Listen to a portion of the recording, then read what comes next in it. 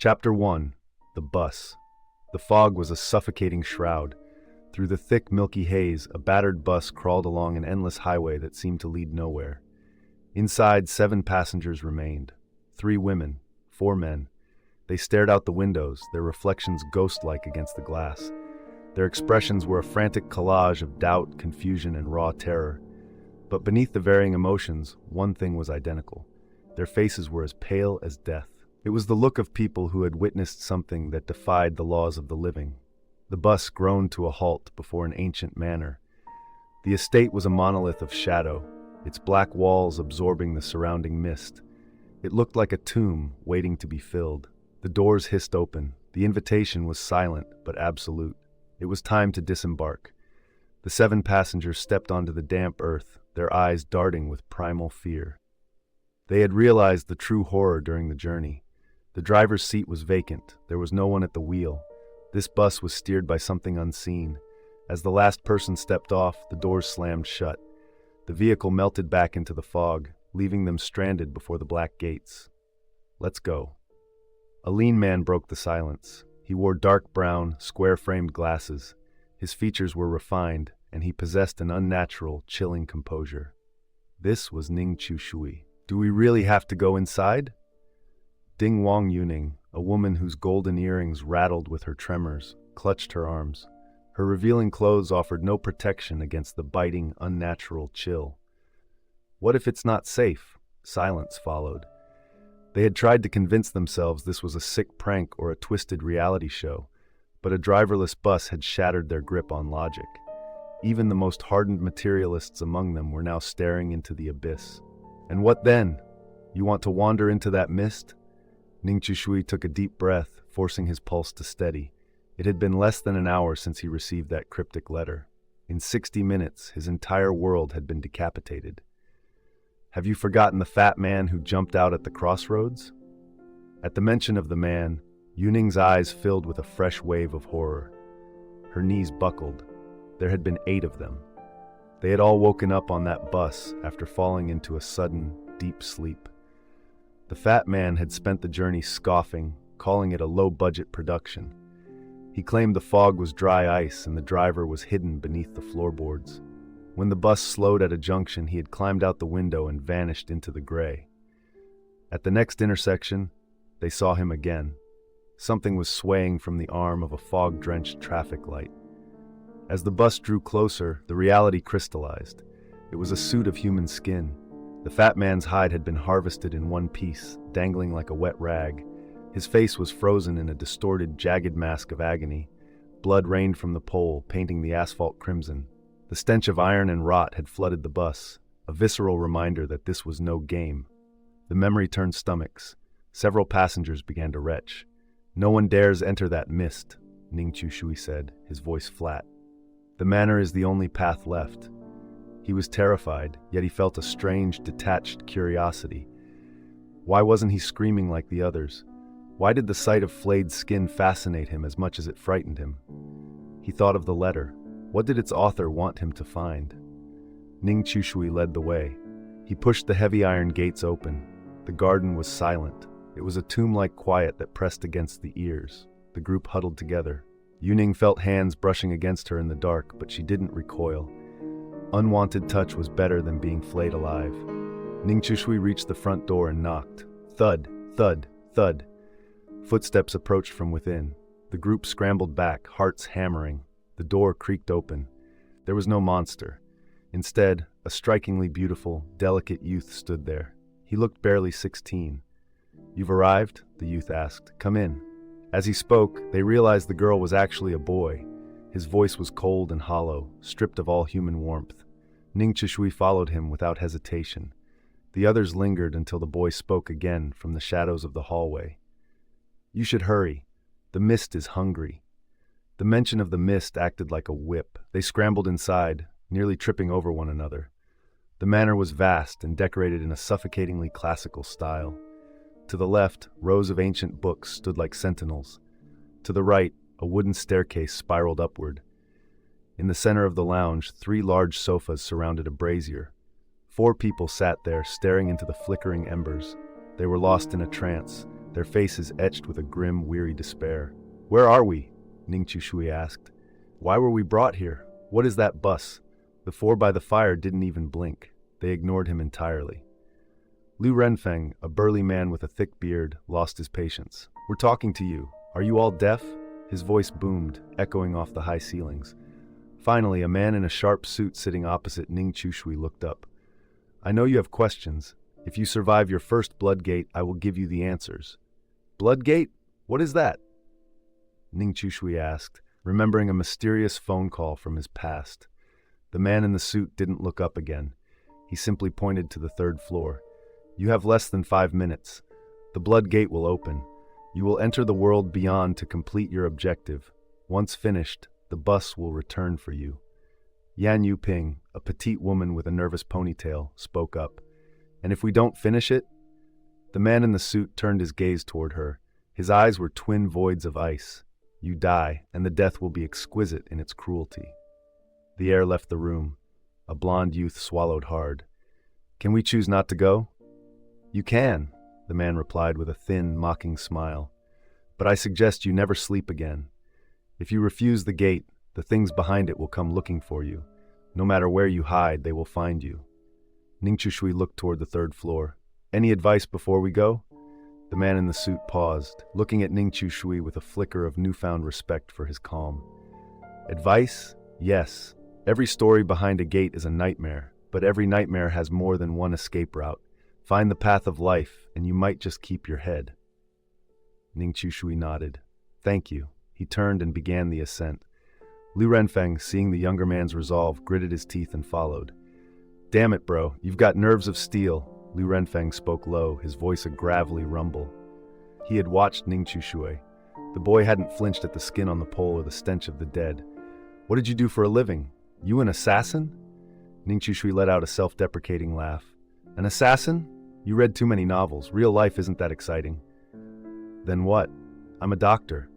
"Ah, a forensic pathologist? That explains the stomach." "Close," Ning Chushui said. "A veterinarian." Lu Renfeng fell silent. They reached the third floor. The air changed. The scent of fresh copper and rotting wood was overwhelming.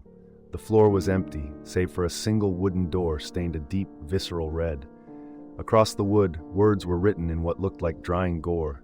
"Care for the bedridden elderly for 5 days." "That's it?" Yuning asked as the rest of the group arrived. "That's the mission?" Suddenly the chatter died. A heavy, rhythmic scraping sounded from behind the wood. Creak! A pair of pale, bloodless hands gripped the edge of the door and began to push it open. When their consciousness returned, they stood beyond the crimson door. The group was scattered across a beautiful suburban villa district.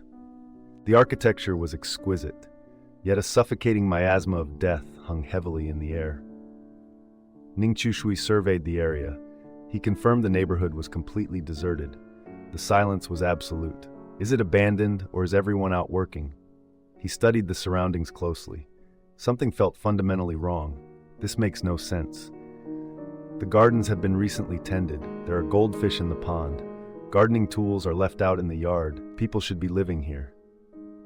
Where did they all go? A seed of suspicion took root in his mind. He pressed forward.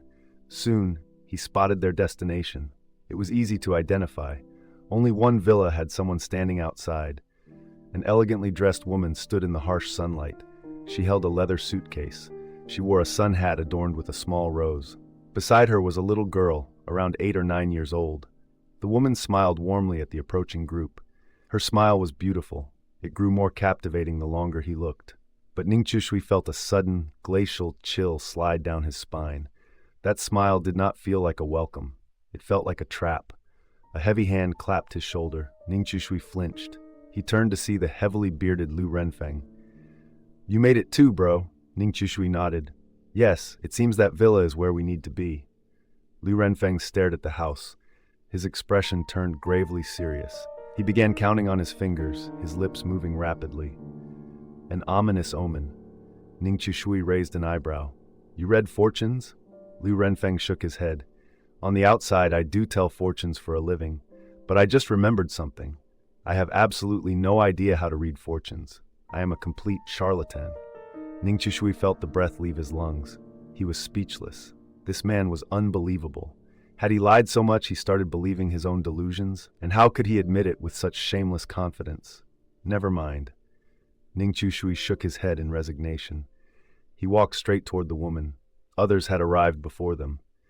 The lady of the house did not speak. She merely maintained her fixed, painted smile. Her detached demeanor made everyone uneasy.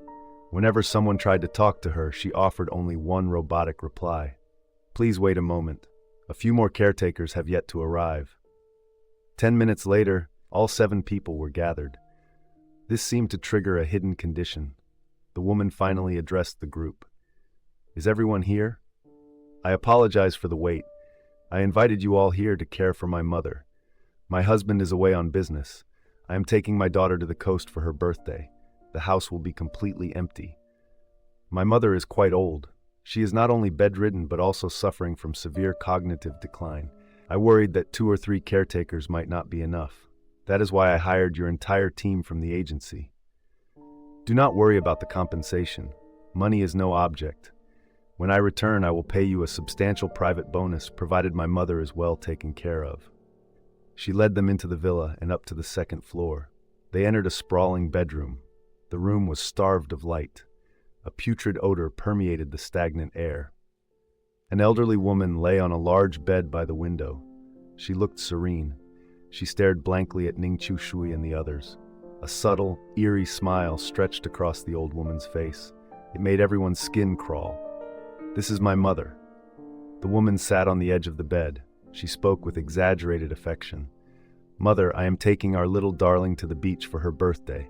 I found 7 caretakers just for you. They will look after you for the next 5 days. She leaned in close to the old woman's ear. She spoke words meant only for her. The woman stood up. She looked at the group with a bright smile.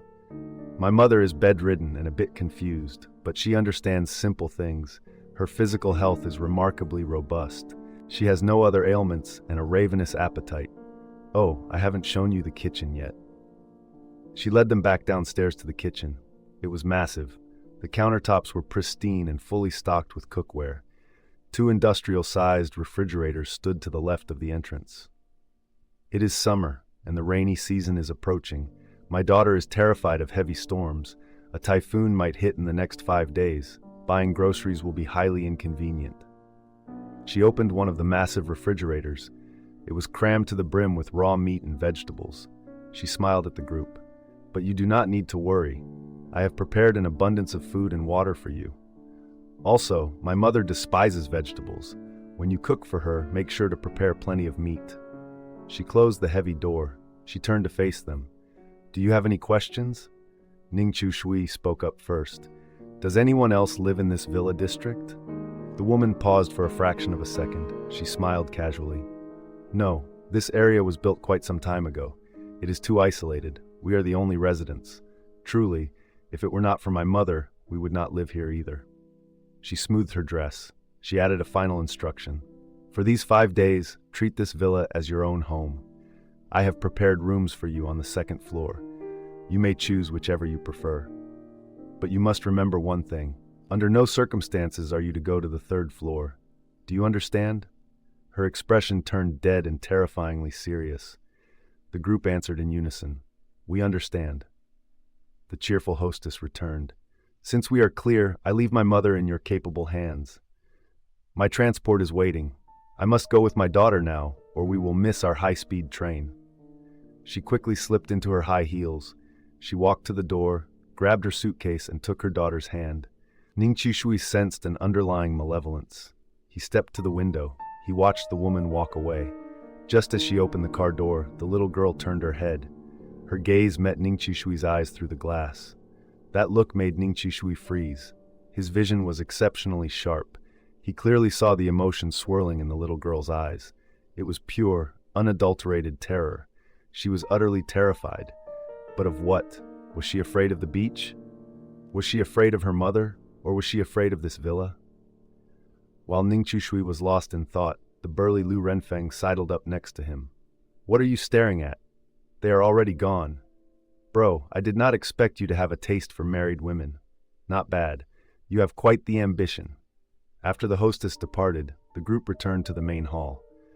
They introduced themselves briefly and began discussing how to care for the old woman. Yan Yuping, the petite woman with the ponytail, tentatively raised her hand. How did everyone get on that bus? I was playing on my phone on the high-speed train. I got sleepy and closed my eyes. When I woke up, I was on the bus. Me too. I was working late at the office. I suddenly felt overwhelmingly exhausted. As they compared stories, a terrifying realization dawned on them. The method of their abduction was identical.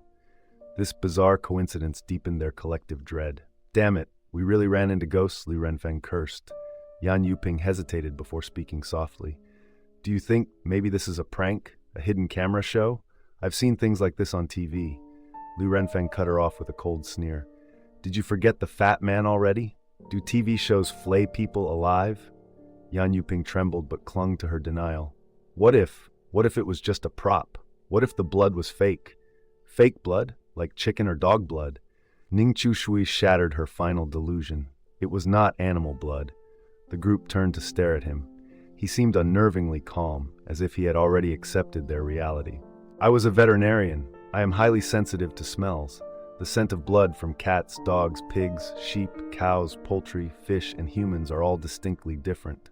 Sheep blood has a strong, musky odor. Human blood has a very sharp, metallic tang. I can assure you the blood on that traffic light was human, and it was fresh. Yan Yuping broke down. She pulled her knees to her chest and sobbed. Stop. Please stop talking. Ning Chushui softened his tone slightly. He couldn't blame her. A normal person would be scarred for life by what they had seen. Only someone accustomed to corpses could maintain such composure.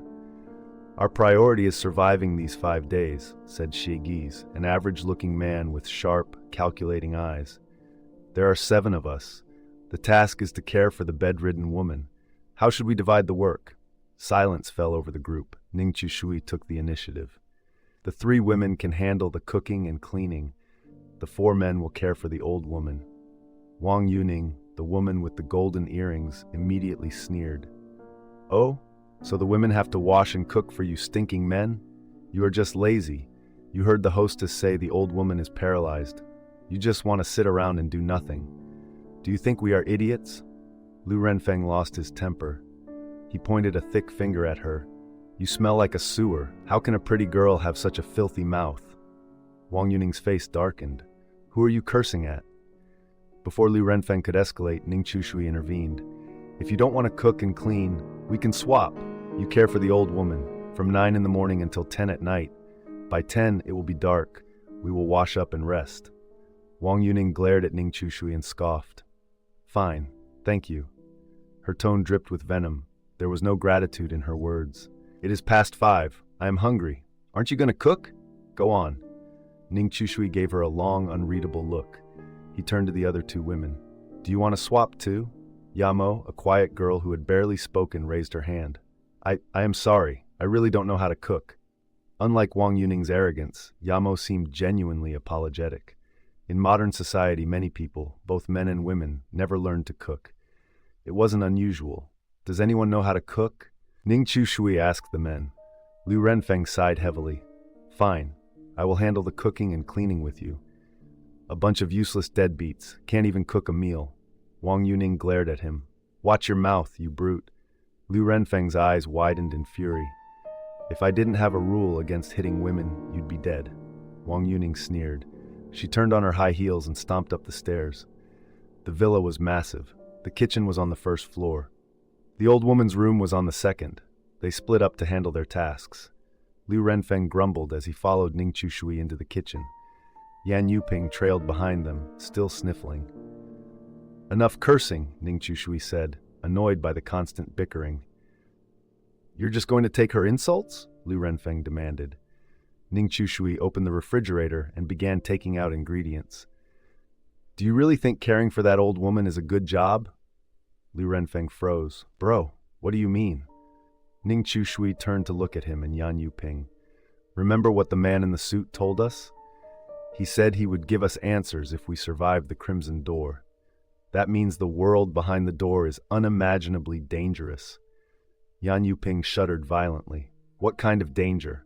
Ning Chushui shook his head.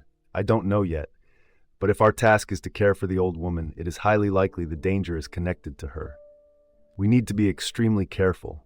Liu Renfeng glanced around the kitchen nervously. He began counting on his fingers again. His anger evaporated, replaced by a nervous grin. Bro, you make a lot of sense. I'll stick with you. Ning Shui looked at him in surprise, but said nothing. He turned his attention to the freezer. Just as the hostess had promised, it was packed with meat. The cuts were neatly separated into vacuum-sealed bags. Ning Shui pulled out a bag labeled beef ribs. He tossed it into a pot to thaw. As he closed the freezer door, something caught his eye. He pulled out another frozen block of meat. Inside the transparent bag, scattered among the flesh, were strange, unidentified black chunks. The heavy frost and the vacuum seal made it impossible to identify them. There was no label on this bag. Perhaps the hostess had forgotten. Ning Shui stared at the strange meat. Liu Renfeng leaned over his shoulder. Why is that meat so dark? Ning Shui shook his head and shoved it back into the freezer.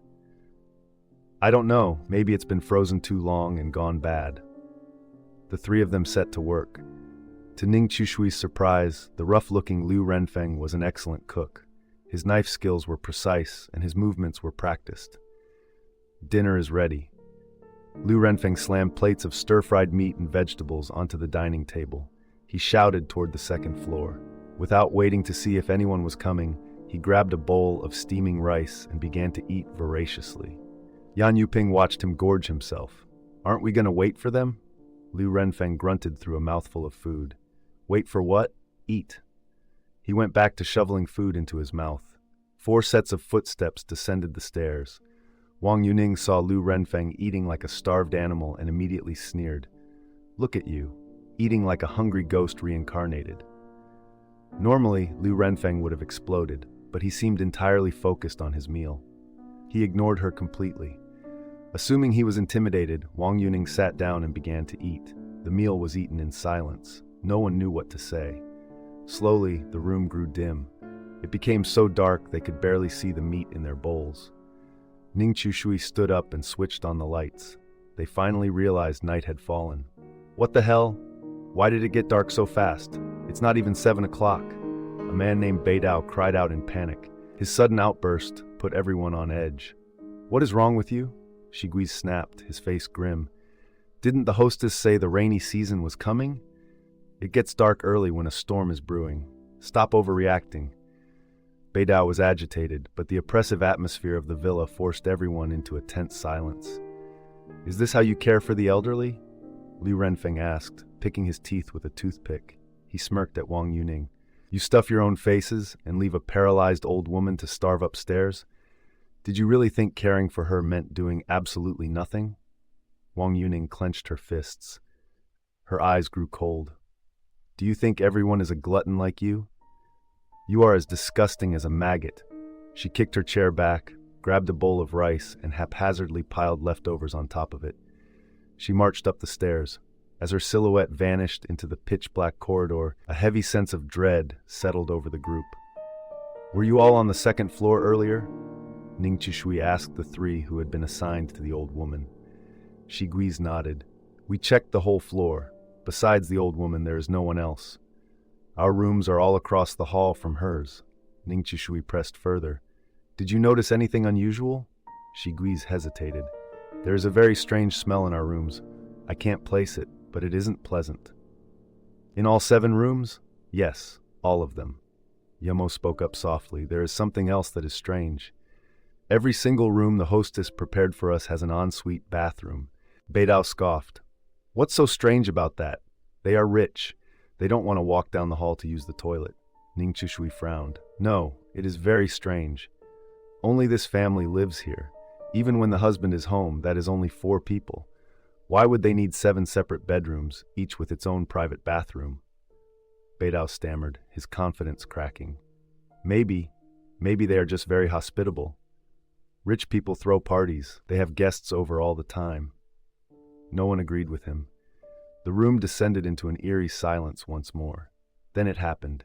A piercing, blood-curdling scream erupted from the second floor, shattering the dead quiet of the villa. Ah! The sudden scream shattered the quiet of the villa. Everyone's eyes snapped toward the second floor. What happened? I don't know. Go check. They scrambled up the stairs and rushed toward the source of the scream. It was the old woman's room. Wang Yuning, who had brought the food up earlier, was collapsed on the floor. She was backed into a corner, hugging her knees and shaking violently. The hot food was spilled everywhere. What happened? Ning Chushui demanded. Wang Yuning slowly raised a trembling finger. She pointed at the old woman on the bed. She just spoke. Everyone turned to look at the paralyzed woman. She lay motionless, staring blankly out the window. Liu Renfeng burst into a harsh laugh. Is that all? Didn't you hear the hostess? Her mother is paralyzed, not a vegetable. Why wouldn't she be able to speak? I thought you were so tough. An old woman scared you this badly? Liu Renfeng seized the opportunity to mock her relentlessly, but Wang Yuning seemed genuinely terrified. She continued to tremble and didn't utter a word in her defense. Ning Chushui glanced at the old woman. He motioned for Liu Renfeng to clean up the mess while he helped Wang Yuning to her feet. She spilled it herself, but I have to clean it up. What a joke. Liu Renfeng grumbled, but he complied. He went to the bathroom, grabbed a rag, and began wiping the floor. It was an odd sight, the hulking, aggressive Liu Renfeng following Ning Chushui's orders so easily, but no one questioned it. Once the room was clean, Ning Chushui approached the bed. He studied the old woman's placid face. He pulled the blanket up to her chest, then turned and left the room with the others. Back on the first floor, night had completely fallen. Bright lights illuminated the main hall, yet they all felt as if they were standing in impenetrable darkness. The silence was deeply unsettling. All right, Wang Yuning, now you can tell us. What did the old woman say to you? Ning Chushui sat opposite her on the sofa. He poured himself a cup of hot tea. At the mention of the incident, Wang Yuning's face drained of color again. She gripped the hem of her shirt tightly. I was feeding her. She took one bite of the beef ribs and she spat it out. Liu Renfeng glared at her. What the hell? She spat it out? Is my cooking that bad? Ning Chushui frowned. Liu Renfeng, let her finish. Liu Renfeng clicked his tongue and muttered to himself, but he fell silent. Wang Yuning's eyes were wide with a conflicted fear. She clearly did not want to relive the moment. I thought it was too hot. I tasted it myself. It wasn't hot. I tried to feed her a second bite, but she spat it out again. And then, after she spat it out, she turned her head. She stared right at me, and she spoke. She stammered, unable to force the words out. Shigui's brow furrowed in deep frustration. What did she say? Spit it out! Urged by Shigui's, Wang Yuning finally forced herself to speak. Her voice was very low. I didn't hear it perfectly, but she said, the meat is too bland. Yes, I am sure of it. She said the meat is too bland. The moment she finished speaking, a jagged bolt of lightning tore across the sky. A deafening crack of thunder followed instantly. The group jumped in terror. Damn, that thunder. Ning Chushui looked at the pitch-black sky outside. He walked to the window and pushed it open. A freezing wind carrying heavy raindrops whipped across his face. It's raining. Heavy rain and gale-force winds. He closed the window. His expression hardened. The conditions are being met. That letter, it wasn't a joke after all. Unlike the others, Ning Chushui had received a cryptic letter before boarding the bus. He had kept this a secret. While the others debated the meaning of the old woman's words, Ning Chushui ensured the window was locked tight, sealing out the wind. Forget it. If she won't eat, she won't eat. It is late. We should rest.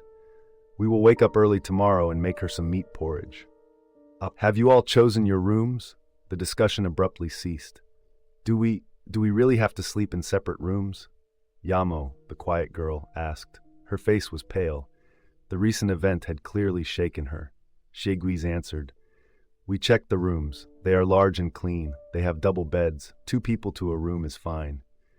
Yan Yuping, her eyes still swollen from crying, voiced her concern. But there are 3 of us women, Shigui sighed. The beds are big enough. You 3 are small. You can squeeze in together. The 3 women looked at each other in silence. None of them wanted to share a bed with strangers. But they all knew this villa was far from safe. They felt unseen eyes watching them from the shadows. After turning off the lights downstairs, they headed to the 2nd floor. Following a brief discussion, Ning Chushui and Liu Renfeng took the first room. The three women took the last room at the end of the corridor, the furthest away from the old woman. The remaining two men took the room next to Ning Chu Shui's. For some reason, Ning Chu Shui projected a magnetic aura of safety. Staying close to him felt like the smartest choice. Wang Yuning was the last to head to her room. She was still distracted by the day's events. The others had already closed their doors. Suddenly, she found herself alone in the dark corridor. The light switch was at the top of the stairs. There was only one switch. The room she had chosen was at the very end of the hall, at least 20 meters away. If she turned off the light, she would have to walk those 20 meters in total darkness. Her eyes drifted to the open window at the end of the hall. The trees outside looked like twisted, demonic claws thrashing in the wind. The cold draft felt like it was trying to drag her into the night. She shivered. She didn't dare turn off the light. She rushed down the hall, threw herself into the final room, and locked the door behind her. Slam. Inside their room, Ning Chu Shui took off his shirt. He revealed a heavily muscled, powerful physique. Lu Renfeng paused mid-brush, staring in shock. He hadn't expected the calm young man to be built like a fighter. "Bro, I didn't see that coming. You hid that well. With that build, those abs, if you went to a club, the rich ladies would fight over you." Lu Renfeng chuckled, giving him a knowing wink. Ning Chu Shui rolled his eyes. "Then why are you following me around?" Lu Renfeng spat out his toothpaste. His joking demeanor vanished entirely. He grew dead serious. "Bro, you are exceptionally cautious, but I can't tell you why yet. If we survive the Crimson Door, I will tell you everything." Ning Chu Shui was slightly taken aback by the serious answer. He smiled faintly. Still playing the mysterious angle, Lu Renfeng shook his head, changing the subject. "Tell me the truth, bro. Do you think there is something wrong with that old woman?" Ning Chu Shui thought for a moment. It is not just the old woman. It is this entire family and this entire villa district. Lu Renfeng was confused. What is wrong with the district? Ning Chu Shui explained his observations. The hostess claimed only her family lives here, but I checked several villas on our way in. Many of them showed signs of recent habitation. Signs from within the last month or two. I saw at least 8 houses like that, not counting the ones I couldn't see. That means this area was occupied until very recently. A cold sweat broke out on Lu Renfeng's back. If Ning Chu Shui was right, then where did everyone go? Ning Chu Shui walked to the window. He shoved his hands in his pockets. His face was grim. Furthermore, people who live alone rarely buy massive villas with huge gardens. The people who moved here likely had families. Even if they were out working, there should be someone left behind in those houses. But in reality, it seems this entire district is empty, except for us. He pointed a finger toward the glass. Li Renfeng followed his gaze. He froze. Over a dozen houses were visible outside the window. Every single one of them was pitch black. Not a single light was on. How is this possible? His face turned a sickly pale. Ning Chu Shui spoke slowly. Something happened here. Something terrifying. He checked the window carefully, making sure the lock was secure and no draft could enter. He drew the heavy curtains and returned to his bed.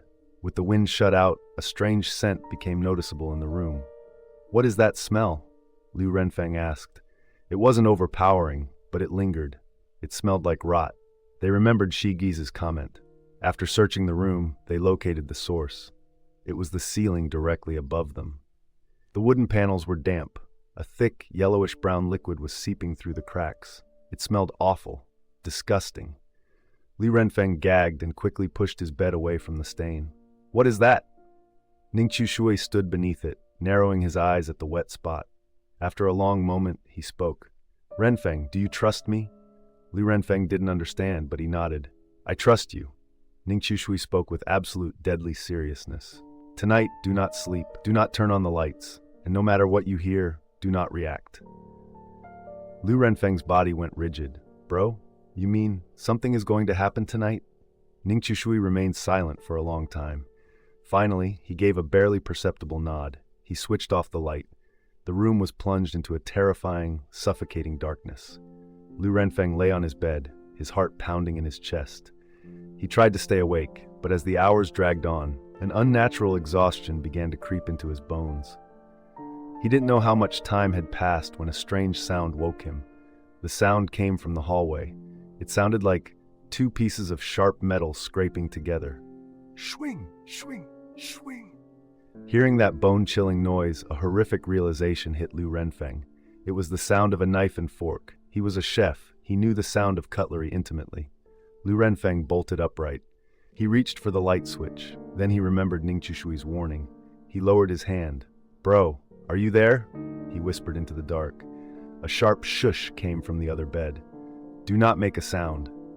Ning Chushui's voice was incredibly low. It carried a faint, almost imperceptible tremor. He was tense. Their door was not perfectly sealed. A sliver of light from the hallway bled under the gap. As the horrific scraping sound drew closer, a grotesque shadow swept across the sliver of light. The scraping noise made Liu Renfeng's heart feel like it was going to explode. The thing outside stopped right in front of their door. Liu Renfeng clenched his fists. He stopped breathing entirely. What was outside? If it came in, what would happen? His mind went blank. He lost the ability to think. It felt like hours, though it was only moments. The terrifying shadow finally moved again. It continued down the corridor. The grating sound of metal resumed. Swing! Swing! Swing! It sounded like an executioner sharpening his blade, searching for his victim. It paused briefly at the second door, then moved to the final door at the end of the hall. It lingered there for a moment before the sound vanished completely. Ning Chushui sat up silently. He crept to the door and pressed his ear against the gap at the bottom. He listened for a long time. There was no sound at all. It seemed the shadow was truly gone. He waited for another 10 minutes in absolute silence. Once he was certain the hall was empty, he returned to his bed. "Bro, what was that thing?" Liu Renfeng whispered. Ning Chushui shook his head in the dark. "I don't know, but it was not human. It made absolutely no sound when it walked." A fresh wave of cold sweat broke out across Liu Renfeng's forehead. It couldn't be. Inside this villa, were there really unclean things? A terrifying silence engulfed the room. Coupled with the nauseating stench lingering in the air, the two men felt an icy dread seep into their bones. A drop of liquid fell beside them, hitting the floorboards. The sound was faint, but in the absolute stillness of the room, it was infinitely magnified. Ning Chushui felt Liu Renfeng flinch violently beside him. "Bro?" Liu Renfeng's voice trembled. He slowly raised his hand, reaching for the bedside lamp. Ning Chushui took a sharp breath. "Do not turn on the light. Not if you want to live." Liu Renfeng froze. "Why?" Ning Chushui shook his head in the dark. "I can't explain it yet. Just remember this. In places where the wind blows, it is best not to turn on the lights. And if the lights are on, stay far away." Hearing this, Liu Renfeng suddenly realized why Ning Chushui had meticulously locked their window and drawn the curtains. A fresh wave of terror washed over him. His eyes fell on the gap beneath their door. He cursed silently. Which idiot went into the last room and left the hallway light on? Neither of them slept the rest of the night. They no longer cared about the awkwardness of sharing a bed. They huddled together, finding a meager sliver of comfort in each other's presence. They drifted in a state of hyper-aware exhaustion. Eventually, the darkness outside the window began to lift. The heavy rain thinned to a drizzle. Liu Renfeng checked his watch. It was 8 a.m. A weak, gray light filtered through the curtains. It was still gloomy outside, but they could finally see. His gaze fell to the floor on his left. That was where the dripping sound had come from all night. Liu Renfeng slid out of bed. He knelt and inspected the dark stain on the floorboards. He leaned in to sniff it. He immediately retched. The foul stench nearly made him vomit on the spot. Ning Chushui noticed his reaction and crouched beside him. He took a shallow sniff. His expression darkened. What is it?" Liu Renfeng gasped, holding his breath. Ning Chushui paused before answering. "Corpse water, or rather, corpse wax. When a body reaches an advanced stage of decomposition, the fat liquefies into an oily fluid." Liu Renfeng couldn't stomach another word. He violently cut Ning Chushui off. "Stop, bro, stop talking. I understand." His face was a sickly green. He slowly tilted his head upward, tracing the drip back to its source. The damp stain on the wooden ceiling had grown from the size of a fist to the size of a human head. God only knew what was resting right above them. Just as the terrifying thought crossed Liu Renfeng's mind, Two horrific, piercing screams echoed from the hallway. Ah! The two men locked eyes. Something had happened. Let's go. Ning Chishui threw the door open and led the way. The moment he stepped into the hall, he recoiled. The stench of fresh blood was overwhelming. A thick, crimson trail of blood dragged from the door at the very end of the corridor all the way to the staircase. The screams had come from the window at the end of the hall. The rest of the group was gathered there. Ning Chishui and Liu Renfeng pushed through them. Yamo and Yan Yuping were collapsed on the floor outside the final room. They were shaking uncontrollably, their faces ashen. Beside a massive pool of blood on the floor was a pile of fresh vomit. What happened? Ning Chishui demanded, his voice hard. The two women looked at him. Their eyes were blown wide with pure, unadulterated terror. They had witnessed something beyond human comprehension. Their lips trembled, but no words came out. Crying hysterically, they simply pointed trembling fingers toward the open door of their room. Ning Chishui moved toward the door. Sheguiza grabbed his arm, stopping him.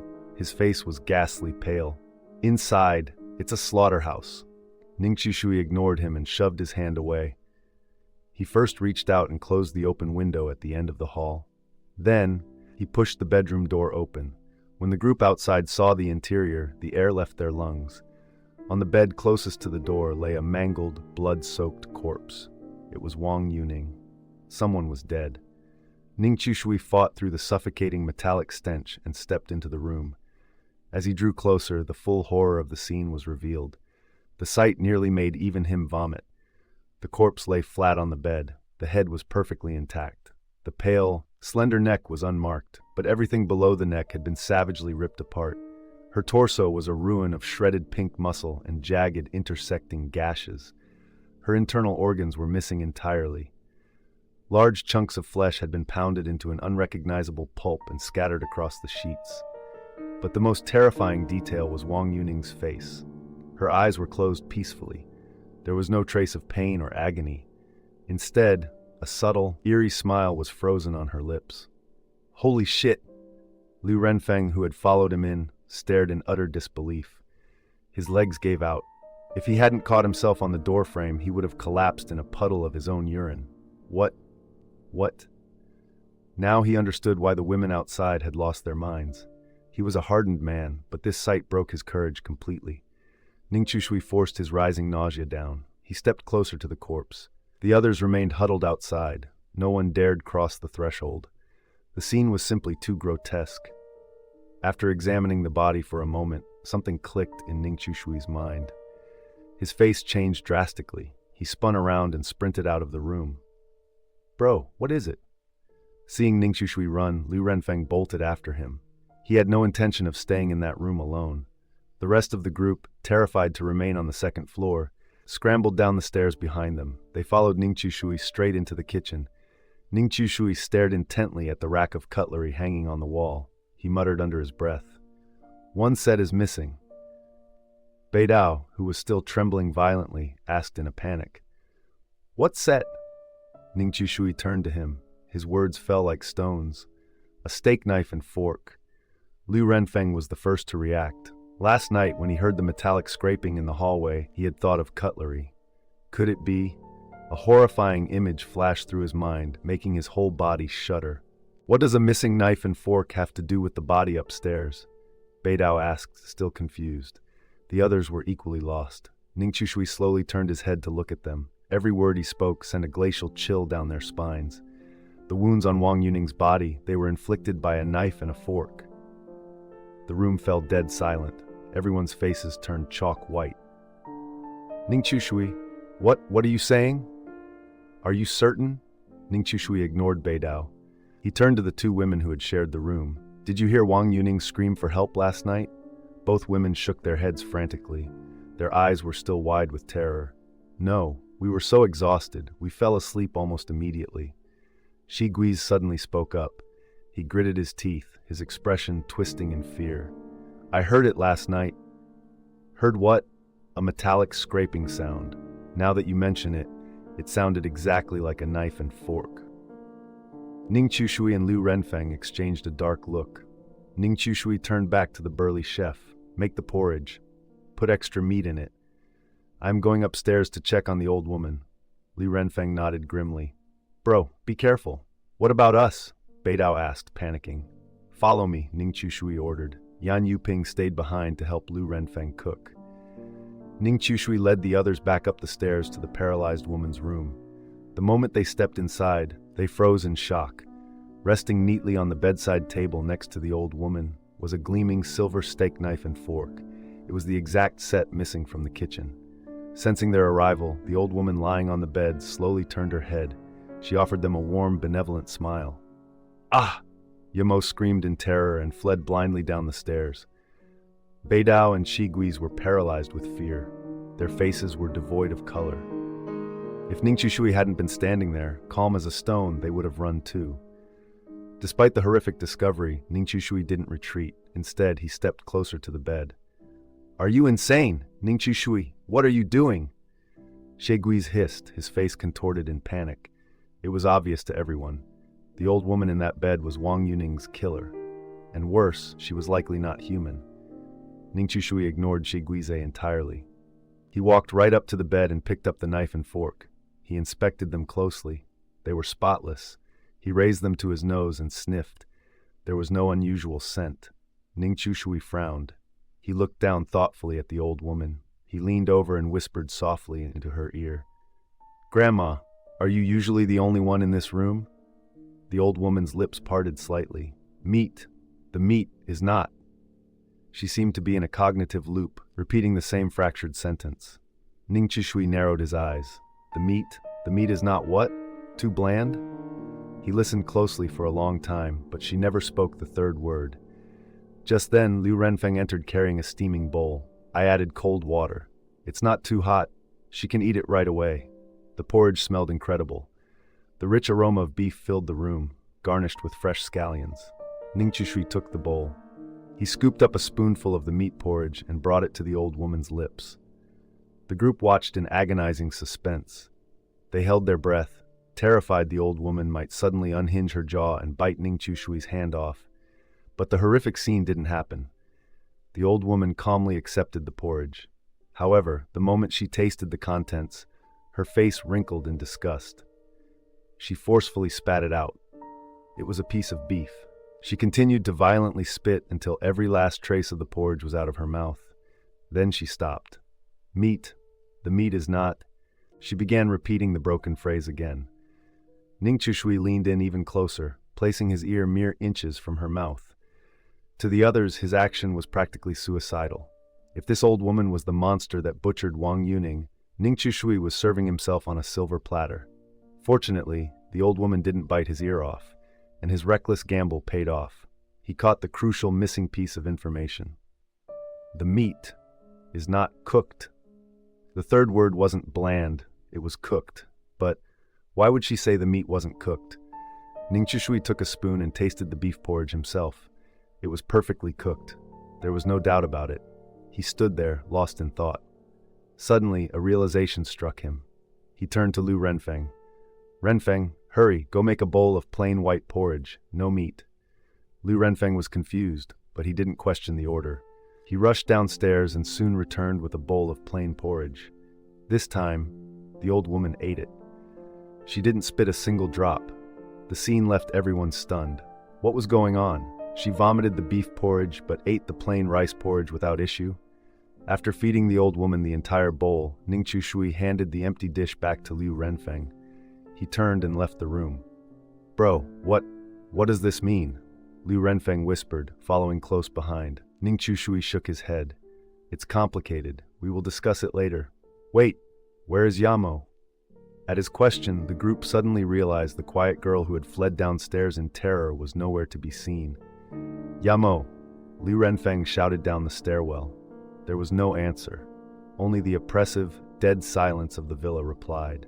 A heavy sense of foreboding settled over them. They hurried downstairs and searched the first floor. Finally, Ning Chushui stood before the heavy front doors. They were wide open. He stared out into the driving rain and howling wind. Stop searching, he told the others. She ran away. Ran away? Lu Renfeng stepped up beside him. He looked out into the gloomy storm and shuddered violently. The moment they heard the words, the same horrific image flashed through everyone's mind. The fat man who had jumped out of the bus window only to be found flayed alive, his skin swinging from a traffic light. Their objective was to care for the bedridden woman inside the villa for 5 days. What would happen to them if they left the premises during that time? Ning Chushui turned to head back to the main hall, but his eyes caught something by the entrance. The shoe cabinet. He crouched down and began inspecting its contents. "Bro, what are you looking for?" Lu Renfeng hurried over. Ning Chushui narrowed his eyes. "There are no men's shoes." Liu Renfeng blinked. Huh? Ning Chui's mind was racing. Even he was surprised by how sharp and analytical his thoughts had become under pressure. The hostess explicitly stated her husband was away on a business trip. But there is not a single pair of men's shoes in this entire house. Liu Renfeng's body stiffened. "You mean?" A sharp glint appeared in Ning Chushui's eyes. "There are 2 possibilities. First, her husband moved out of this house for some reason. Second, she doesn't have a husband at all." Liu Renfeng raised an eyebrow. "No husband. That can't be right. If she doesn't have a husband, then her daughter." Before he could finish, Ning Chushui looked up. He met Liu Renfeng's gaze dead on and asked a question that made the chef break out in a cold sweat. "What makes you think that little girl was her daughter? Just because she was holding her hand?" Liu Renfeng stared at Ning Chushui for a few seconds. Beads of sweat formed on his forehead. He swallowed hard as the gravity of the realization hit him. He was right. There was absolutely no proof that the little girl belonged to the woman. "Let's head back inside for now," Ning Chushui said. He looked out into the storm one last time. He felt an inexplicable, bone-chilling aura pressing in on him, as if something monstrous was watching him from within the rain. He slammed the heavy doors shut and locked them securely before returning to the hall with Liu Renfeng. The atmosphere was suffocating. The villa was massive. When there were 7 of them, it felt somewhat populated. Now Wang Yuning was a butchered corpse upstairs, and Yamo had vanished into the deadly rain. Only 5 remained. "Ning Chushui, what exactly did that old hag say earlier?" Shiguiz asked, his face ashen. Up until now, he had been the most composed of the group. As a former mortuary makeup artist, he had seen his fair share of gruesome bodies. His tolerance was higher than a normal person's. Seeing everyone's eyes on him, Ning Chushui spoke plainly. She said, "The meat is not cooked." The group was stunned. "The meat is not cooked?" "Bullshit." Liu Renfeng exploded, cursing loudly.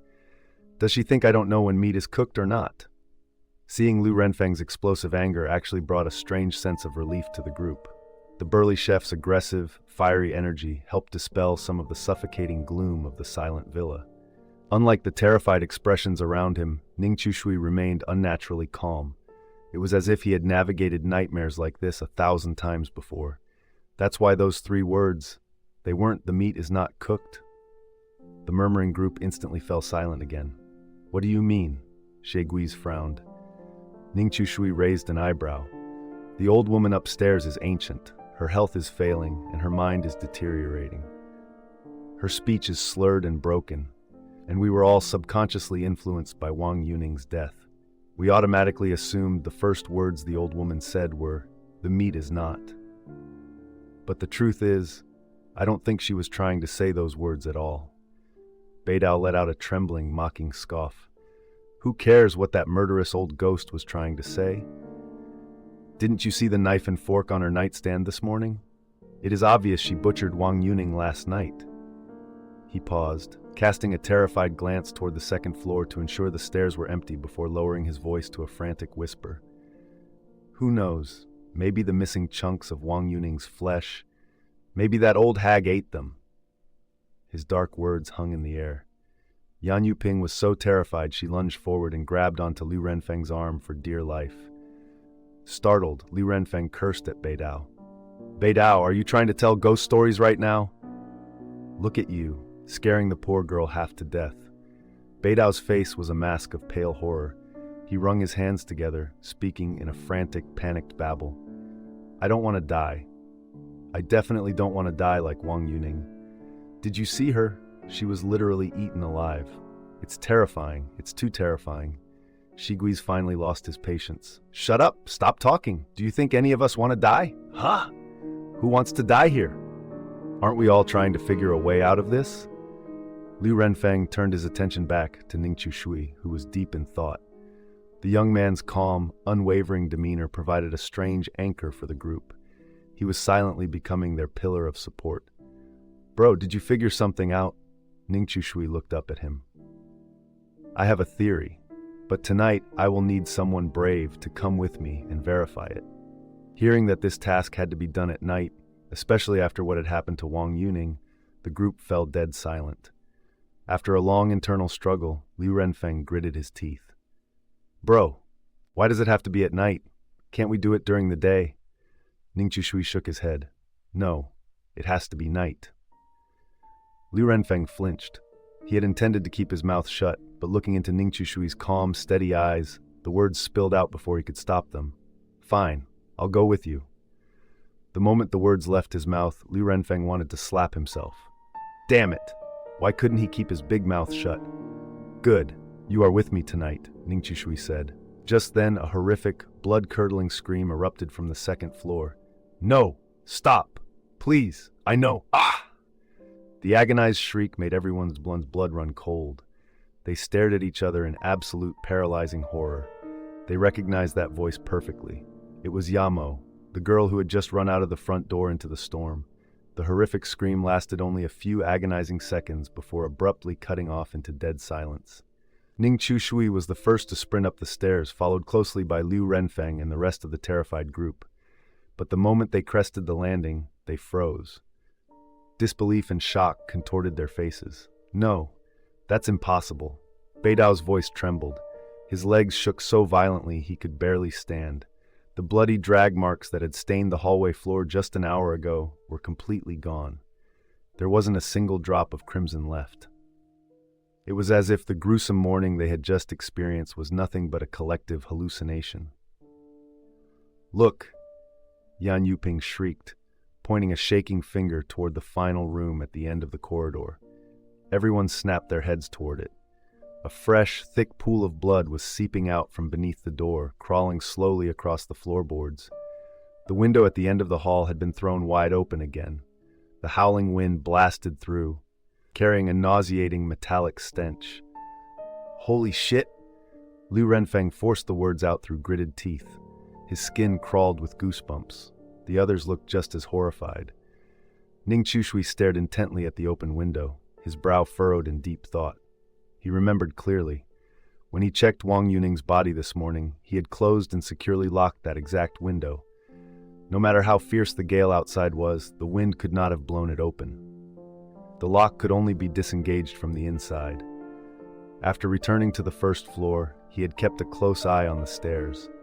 The paralyzed old woman had never left her room, so she couldn't have opened it. The rest of the group had been downstairs searching for Yamo. None of them could have opened it either. If that was the case, who unlocked the window? Could it be? Did Wang Yuning's corpse get up and open it? The terrifying thought sent a chill down Ningqiu Shui's spine. But unlike the others, who were paralyzed by fear, he took a step forward. He walked directly toward the room, bleeding out onto the hallway. The group watched him, their jaws hanging open. Damn it. How did Ningqiu Shui have nerves of steel? Wasn't he terrified of whatever was waiting behind that door? Ningqiu Shui, are you insane? Beidao screamed. Ningqiu Shui ignored him completely and kept walking. Suddenly, someone broke from the group. It was Liu Renfeng. He bolted after Ningqiu Shui. Bro, wait for me. Seeing the hulking chef follow, the remaining three finally managed to swallow their terror. Gritting their teeth, they followed the two men down the hall. Upon reaching the end of the corridor, Ningqiu Shui immediately slammed the window shut and locked it once more. Under the anxious, wide-eyed stares of the group, he slowly pushed open the door to the final room. The moment it swung open, Yan Yuping violently vomited. The others staggered back, gasping in horror. Inside the room, Yamo's blood-drenched corpse was suspended in midair. Her abdomen had been viciously ripped open. Her internal organs were gone, leaving only her bloody spine exposed. Her neck was snapped at a grotesque 90-degree angle. Yet despite the brutal mutilation, a sinister, eerie smile was plastered across her face. Her dead eyes stared blankly at the group at the door. No one dared to look at her directly. No one except Ning Chushui. He stepped directly beneath Yamo's suspended body. He inspected it closely, his eyes growing sharper by the second. The method of execution is almost identical to Wang Yuning's. It's the work of the same killer. Is it the old woman? Ning Chushui turned his head, looking back down the hall toward the paralyzed woman's room. He remembered the 3 broken words she had spoken. His pupils suddenly dilated. Could it be? Wait, do you guys see that? Wang Yuning's body is gone.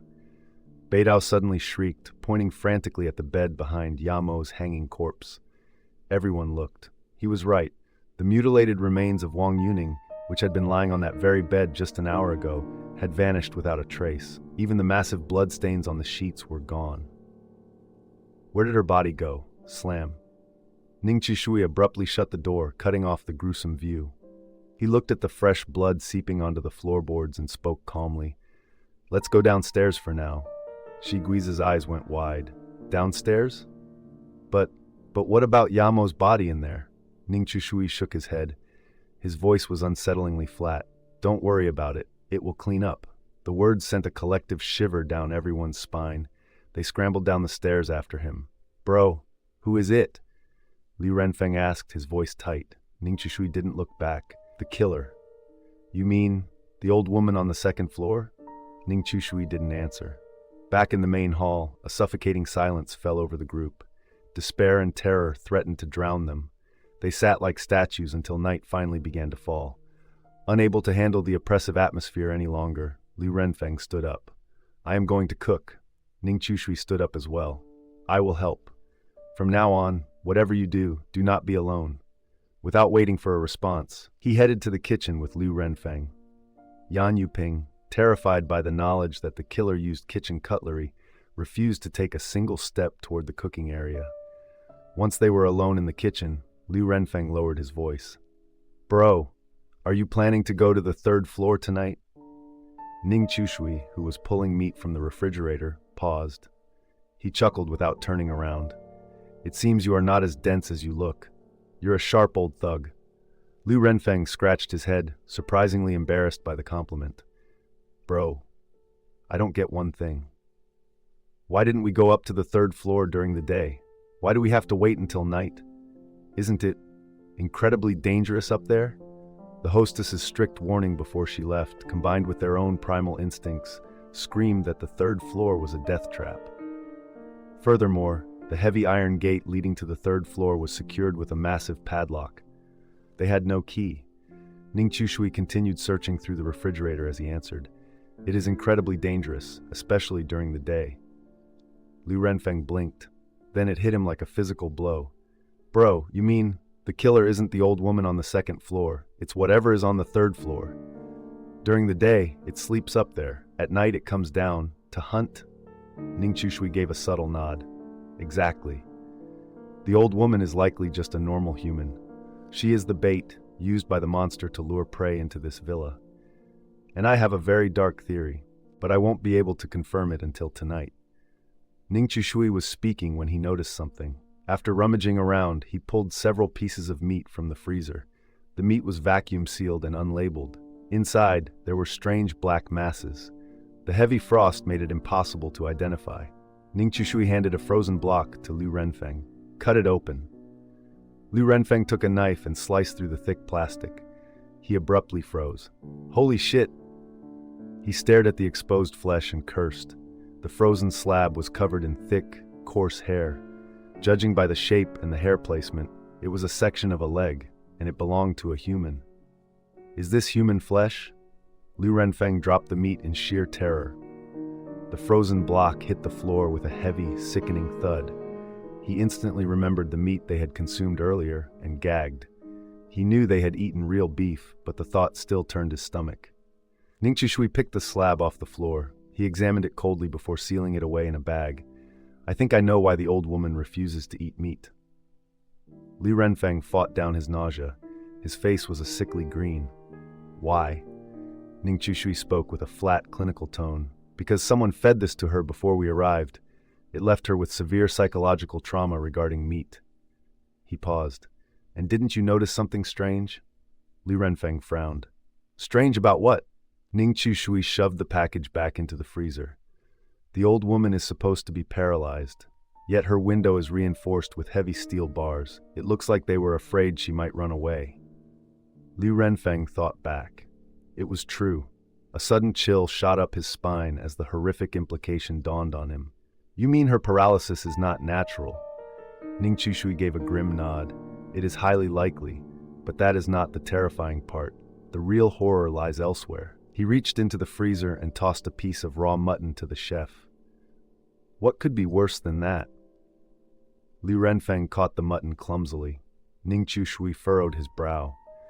Did you notice there is not a single photograph in this entire house? Li Renfeng froze with his knife in the air. He was right. The little girl the hostess had taken away was at least 8 years old. Even if the parents were divorced, a mother would keep photos of her child.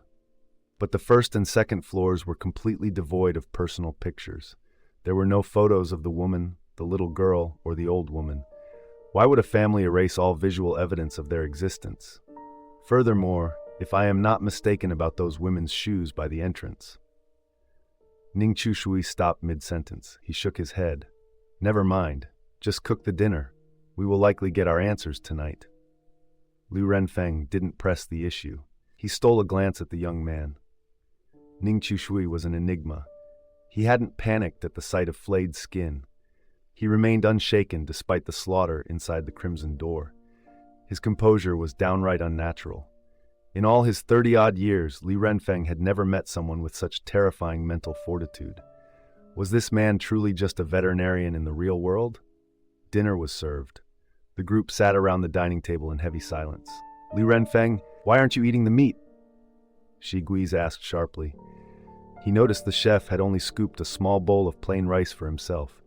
The mutton smelled incredibly savory tonight, yet Li Renfeng hadn't touched his chopsticks to it. He had even pushed the serving dish to the furthest corner of the table. The meat? Oh, yes. My stomach is acting up. Li Renfeng stammered, his face still pale. He and Ning Shui had agreed to keep the freezer discovery a secret. 2 people were already dead. The survivors were on the brink of complete mental collapse. Revealing the human flesh would only push them into mass hysteria. Knowing the truth wouldn't help them survive anyway. The rules demanded they care for the elderly woman for 5 days. They were trapped here until time ran out. After dinner, a new dilemma arose. Where would Yan Yuping sleep? With the other 2 women dead, she was the only female left. Leaving her alone in that cursed room was a death sentence. I refused to sleep alone. Yan Yuping fought back tears. The thought of lying alone in the dark of this slaughterhouse was unbearable. Survival completely erased any concerns about propriety between men and women. You can stay in our room tonight. Sheng and I will take the sofa. You can have the bed. Beidao offered. Sheng nodded in agreement. The group was shrinking. The fewer targets there were, the more danger the survivors faced. Yan Yuping gave them a look of profound gratitude. Ning Shui watched the exchange and subtly shook his head. He knew the truth. If the malevolent entity in this villa decided to kill them, sleeping in a group of 100 would make absolutely no difference. Seeing their nerves settle slightly, he spoke up. It is late. Go rest. Make sure to lock your doors and windows securely. Once tonight is over, we only have 3 days left. The group murmured in agreement. Ning Shui turned off the main hall lights and followed them up the stairs. He watched them enter their respective rooms and lock their doors. Then, he reached for the hallway light switch. The switch was located at the very top of the staircase. Logically, a long corridor like this should have 2-way switches for convenience. Yet, this entire stretch of the 2nd floor was controlled by a single, isolating switch. He flipped it. The hallway was instantly plunged into pitch-black darkness. A cold prickle washed over his skin. He turned to walk toward his room. Suddenly, a faint metallic sound echoed from just behind him. It was a small noise, but in the dead silence of the blacked-out villa, it was deafening. It was the heavy iron padlock. The lock on the gate leading to the 3rd floor had just clicked open. Ning Shui's body turned to ice. Something was coming down the stairs, and it was standing directly behind him. In that agonizing moment, Ning Chu Shui felt every cell in his body turn to ice. Swing! Swing! The cold, metallic scrape echoed from directly behind him. It felt like his scalp was about to explode. It was the sound of a knife and fork grinding together, right behind him, and it was getting closer. At the exact same time, the window at the far end of the corridor blew open with a violent crash. A freezing gale tore through the hall, carrying a suffocating stench of fresh blood that assaulted his nose and lungs. Unadulterated terror flooded his veins. Was he going to die? An indescribable panic threatened to drown him. Instinct took over. He raised his hand, desperate to flip the switch. Light. He needed light. Only light could banish this suffocating, predatory darkness. But just as his fingertips brushed the plastic switch, his hand froze. A fragment of the cryptic letter he had received before boarding the bus flashed in his mind like a physical blow. When the wind blows, do not light the lamp. When the rain falls, do not burn the candle. In the day, do not climb the stairs. In the night, do not close your eyes. When the wind blows, do not light the lamp. Kushui gritted his teeth.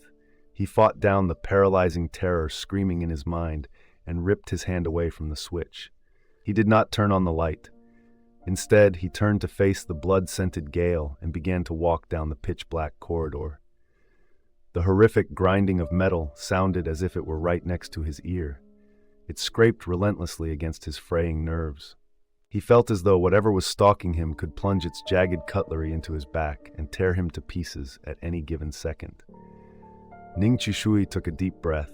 He gathered every ounce of his willpower, clenched his fists, and ignored the metallic shrieks behind him. He took a step. He was gambling. He was gambling his life on the theory that as long as he didn't trigger a death condition, the entity behind him could not touch him.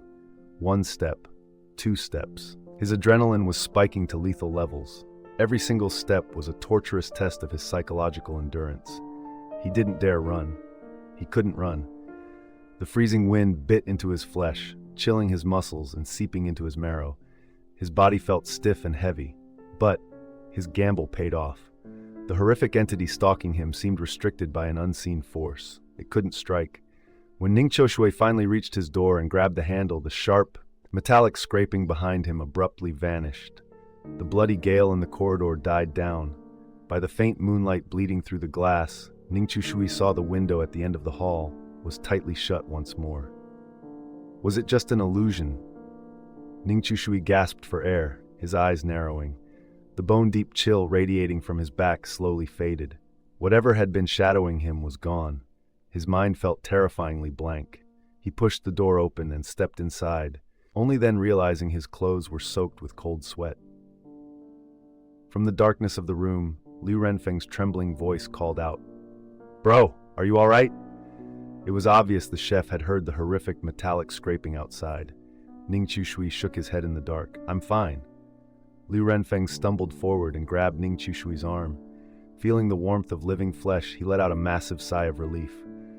"Bro, you are unbelievable," he breathed, genuine awe in his voice. "I thought you were a goner." "Out there in the hall, was it?" Ning Chu Shui nodded grimly. It appeared Liu Renfeng's eyes widened in disbelief. "And it didn't kill you?" Ning Chu Shui remained silent for a moment before answering. "It cannot kill us indiscriminately. It can only strike when we trigger a death condition." Liu Renfeng thought back to the previous events, a chaotic storm of realization hitting him. "Then, bro, do you know what the death conditions are?" Ning Chu Shui spoke softly. "I know some of them. I have already told you, but I don't know all of them. Only the entity knows exactly how many rules there are. What we need to do right now is uncover the truth." Liu Renfeng's breathing hitched. "But even if we find the truth, how does that help us survive?" Ning Chu Shui fell silent again. The truth should reveal its weakness. Remember what the man in the suit told us? The world behind the Crimson Door always has more than one path to survival. It may seem impossible, but there is always a way to fight back. Furthermore, the hostess explicitly warned us never to go to the 3rd floor. That means the 3rd floor holds the key. Liu Renfeng's eyes wavered in the dark. Finally, he gritted his teeth and nodded. "All right, tell me when we move, bro. I'm with you. If we die, at least we die together." Ning Chu Shui raised a hand. Wait. The two men sat in absolute silence for a long time. It wasn't until midnight that the horrific sound returned. Sheng!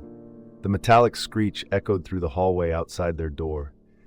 They both knew exactly what it was. The cutlery. The entity from the third floor had come down to feed again. Who would it be this time? Sheng! As the scraping grew louder, Liu Renfeng's heart hammered frantically against his ribs. He glanced sideways at Ning Chushui. The young man was sipping a cup of cold tea. Liu Renfeng was utterly stunned. Once again, he found himself marveling at Ning Chushui's terrifying composure. Bro, to sit there and drink tea in a situation like this, you are a different breed, Liu Renfeng whispered, his voice barely audible. Ning Chushui set the cup down silently. I am incredibly tense, but everyone handles stress differently. When I am tense, I need to consume something. Despite his words, his voice was remarkably steady. There wasn't a hint of a tremor. Outside their door, the horrific scraping stopped. The sound of the knife and fork grinding together continued relentlessly, as if a starving, ravenous demon was standing right outside, staring hungrily through the wood. Liu Renfeng felt pathetic. His palms were slick with cold sweat. He was terrified that the monstrosity outside would tear the door off its hinges and butcher them. But his worst fears didn't materialize. The demon lingered outside their door for a long moment, seemingly realizing it could do nothing to them. Then it moved on, just like the previous night. The grinding sound faded, stopping in front of the room next door.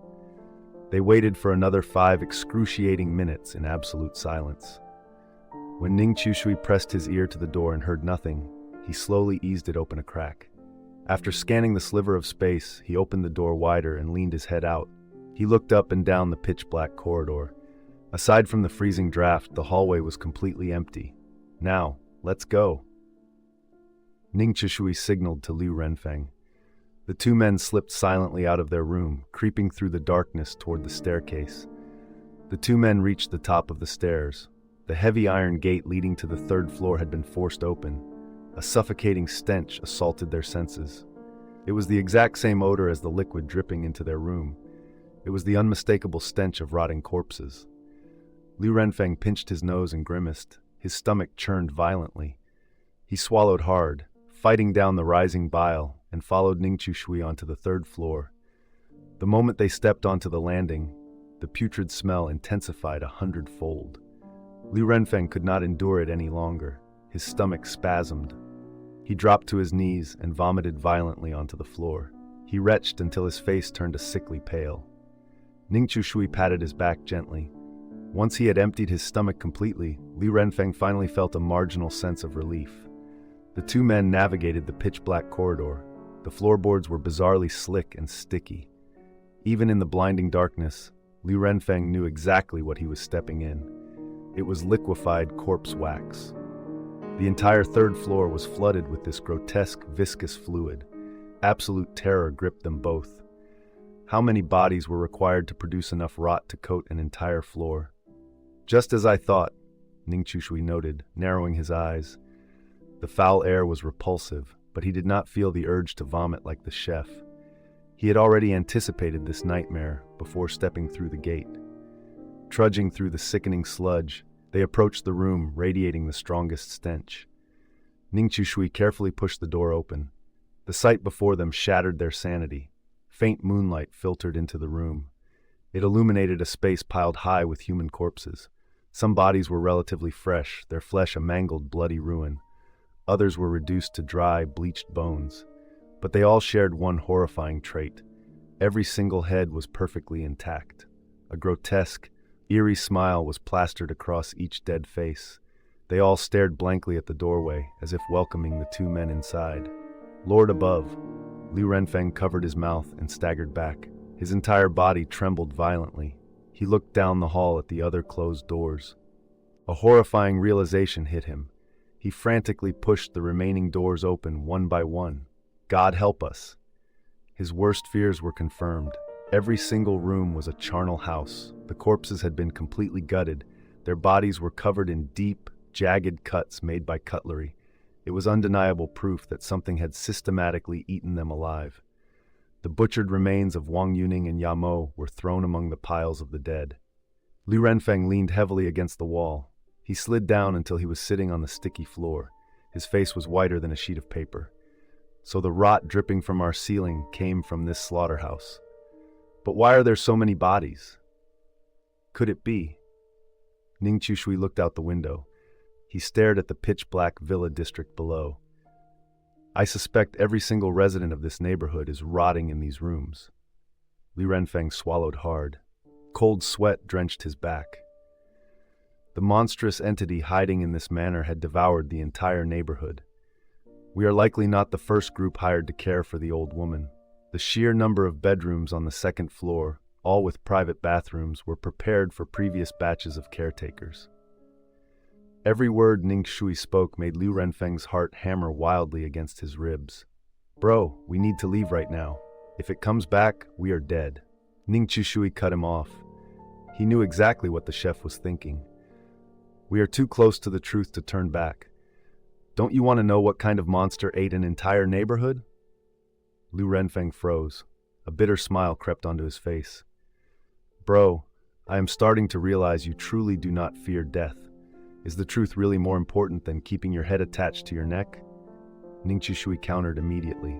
If we retreat, are you absolutely certain we can escape this manor? Can we even leave this district alive? Who knows what other death conditions it has hidden? We might have triggered a fatal rule the moment we stepped through the front door. We have merely been lucky so far. Our turn simply hasn't arrived. Furthermore, it has already gone downstairs to hunt. It could be standing right behind us. As the body count rises, our situation grows exponentially more dangerous. Li Renfeng fell silent. His expression was heavy with thought. Finally, he gritted his teeth. Fine, I trust you. They navigated past the rooms overflowing with the dead. They reached the innermost door at the end of the hall. It was a study. The door was pristine, completely devoid of bloodstains.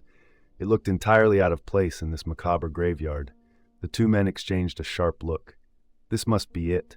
They carefully pushed the door open. A cloud of stale, dusty air washed over their faces. The room was small. Inside rested a heavily decayed skeleton. Judging by the size and bone structure, it belonged to a teenage girl, roughly 14 or 15 years old. The skeletal hands clutched a small teddy bear. The bear's pitch-black button eyes seemed to stare directly into their souls. Ning Chushui approached cautiously. He examined the remains with clinical precision. She wasn't eaten. Her ribs, sternum, and cervical vertebrae show zero traces of cutlery marks. When he inspected Wang Yuning and Yamo earlier, he noticed deep gouges on their bones where the meat had been carved away. The skeleton before him was completely unmarked.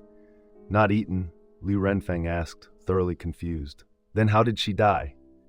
Ning Chushui studied the bones for a long moment. Most likely starvation or dehydration. The entity was probably unable to enter this room, but she could not escape either. She was trapped in here. Without food or water, an average person perishes within a few days. The window is bolted shut with heavy steel bars. The thick rust indicates they were installed a long time ago. Perhaps when she was a toddler, her family worried she might fall out, so they installed these reinforcements. They never could have predicted that these very same iron bars would sever her final lifeline. A phantom chill washed over Liu Renfeng. He pictured the girl's agonizing final days. A man-eating monstrosity prowled just outside her door. She was entombed in a room with no exit. In the end, she could only wait in despair until death claimed her. Hey bro, look, there is something behind the body. Ning Chushui noticed an object wedged behind the skeletal remains. He reached into the dark, narrow space and pulled out a small notebook. A thick layer of dust covered the cover, permanently preserving the frantic, desperate fingerprints of the person who had held it last. He flipped it open. By the faint, silvery light of the moon, the two men read the hurried, panicked scrawl. June 1st, 2037. Overcast. Grandpa called. He said Grandma misses Mom and wants her to visit home. But for some reason, Mom absolutely refused. She usually cares about Grandma so much. June 9th, 2037. Overcast. Mom didn't go to work today. She looks terrified. What is she so afraid of? June 12th, 2037. Overcast. Mom has been hiding and crying for the past few days. I asked her why she was crying, but she wouldn't say. She just hugged me. She hugged me so tight I couldn't breathe. June 21st, 2037. Drizzle. Grandma died. Grandpa called to tell Mom. After she hung up the phone, her face looked terrible. Mom suddenly left the house and didn't come back until late at night. She gave me a pendant made of blood-red jade. She told me to hang it by my window and never take it down, no matter what happens. June 22nd, 2037. Heavy rain. Mom packed her bags and left with Dad. They left me behind with Aunt Wong, the nanny who has taken care of me for years. Before they left, they told me and Aunt Wong, if we see them come back, we must absolutely not open the door. July 12th, 2037, heavy rain. Mom came back. I remembered what they told me, but I opened the door anyway. I missed them so much. August 1st, 2037, heavy rain. Something is wrong. It is not my mom. August 15th, 2037, heavy rain. I am not a good girl. I didn't listen to my parents. I let that terrifying thing into the house. Now it is outside. I am so hungry. I am so thirsty, but I don't dare go out. Am I going to die? What do I do? The diary ended there. The contents sent a glacial chill through their veins. The two men stared at each other in stunned silence for a long time. So, the paralyzed old woman on the second floor isn't the matron's mother. She's the nanny. Liu Renfeng swallowed hard. Then, that monster. Ning Qishui closed the diary. He looked at Liu Renfeng, his eyes sharp. I checked the shoe cabinet by the entrance. There were many pairs of newly purchased women's shoes. I thought it was strange. A woman who loves shoes that much, if she were going on a trip to the coast, wouldn't she pack at least a few pairs? Liu Renfeng froze. They had walked past that cabinet dozens of times, yet neither he nor anyone else had noticed that crucial detail. Ning Qishui's observational skills were terrifying. Furthermore, don't you want to know what the three broken words the old woman kept repeating actually were? Liu Renfeng snapped out of his daze and stared at Ning Qishui. What were they? Under the pale moonlight, Ning Qishui looked dead into Liu Renfeng's eyes. He slowly delivered the truth that froze the chef's blood. The old woman wasn't saying the meat is not cooked. She was trying to warn us, the person has not left. Liu Renfeng stopped breathing. His eyes bulged in absolute horror. Brother, you mean the woman in the red dress we saw on the first day? She never left? Ning Qishui gave a slow, grim nod. Exactly. She never left the manor. She is likely hiding somewhere close by, and she ate this little girl. Thud. Liu Renfeng's legs gave out entirely. He collapsed onto the floor. Holy shit. He trembled violently. His entire body felt like it was encased in ice. Ning Qishui walked to the window. He reached out and touched the blood-red jade pendant hanging there. It didn't matter what it was or what it was made of. The only thing that mattered was its function. This piece of jade was capable of repelling the unspeakable horror lurking outside. Suddenly an idea struck him. He spun around to face Liu Renfeng. Brother Liu, hurry! We need to split up. Go down to the kitchen on the first floor. Grab as much food and water as you can carry. Liu Renfeng was stunned. Then, what about you? Ning Qishui's expression was hard as iron. I'm going to the second floor to bring the old woman up here. Liu Renfeng instantly understood the suicidal plan. But, what if we run into that monster? Ning Qishui looked at him with unwavering resolve. We have to take the gamble. We are running out of people. This is our only window. We can only sneak her up here while the entity is downstairs hunting the others. If we miss this chance tonight, getting the old woman and the supplies up here will be impossible. Hearing the grim logic, Liu Renfeng gritted his teeth. Done. They had reached the point of no return. There was no backing out now. He trusted Ning Qishui absolutely. If it weren't for the young man, he likely would have died on the very first night. Right now, their only option was to bet their lives on this desperate play. The two men slipped out of the room cautiously. After confirming the corridor was clear, they split up. Liu Renfeng sprinted down to the first-floor kitchen. The room was pitched in total darkness, but he remembered Ning Qishui's strict warning, do not turn on the lights. Luckily, as a chef, he had spent the day familiarizing himself with the kitchen layout. He knew exactly where the dry goods and bottled water were stored. Still, his hands shook violently as he worked. In the suffocating dark, he felt the weight of countless unseen eyes watching him. From the shadowy corners, from behind the cabinets, it felt as if a grotesque phantom could lunge out and devour him at any second. Hurry, come on, hurry. He took a ragged breath, forcing himself to focus. Cold sweat poured down his face like rain. Within minutes, he had stuffed 3 large bags full of supplies. He hoisted the heavy load onto his shoulders and bolted up the stairs. Meanwhile, Ning Chushui was hauling the paralyzed old woman up from the 2nd floor. She was surprisingly heavy, weighing roughly 70 kilograms. If Ning Chushui didn't possess exceptional physical strength, he never would have been able to carry her dead weight up the stairs. Go first! Ning Chushui gasped, seeing Liu Renfeng hesitate at the landing. Liu Renfeng nodded and hauled the 3 bags up to the 3rd floor. Ning Chushui struggled up right behind him. The 3rd floor floorboards were slick with the viscous corpse wax. He couldn't move quickly without risking a fatal slip. The old woman was fragile. If he dropped her now, the consequences would be disastrous. Almost there. Almost there. Reaching the top, Ning Chushui practically lunged toward the study. Liu Renfeng was standing at the doorway, bags dropped by his feet, peering nervously down the hall. Suddenly, Liu Renfeng's eyes widened in sheer unadulterated terror. He had seen it. He waved frantically at Ning Chushui, screaming at the top of his lungs, his voice cracking with panic. Hurry, brother, hurry! It's right behind you! The words sent a paralyzing jolt of ice down Ning Chushui's spine. Shwing! Shwing! Shwing! The horrific, metallic screech of the carving knife and fork erupted directly behind him. Ning Chushui gritted his teeth and launched himself forward like a desperate moth diving toward a flame. He no longer cared about slipping on the rotting sludge.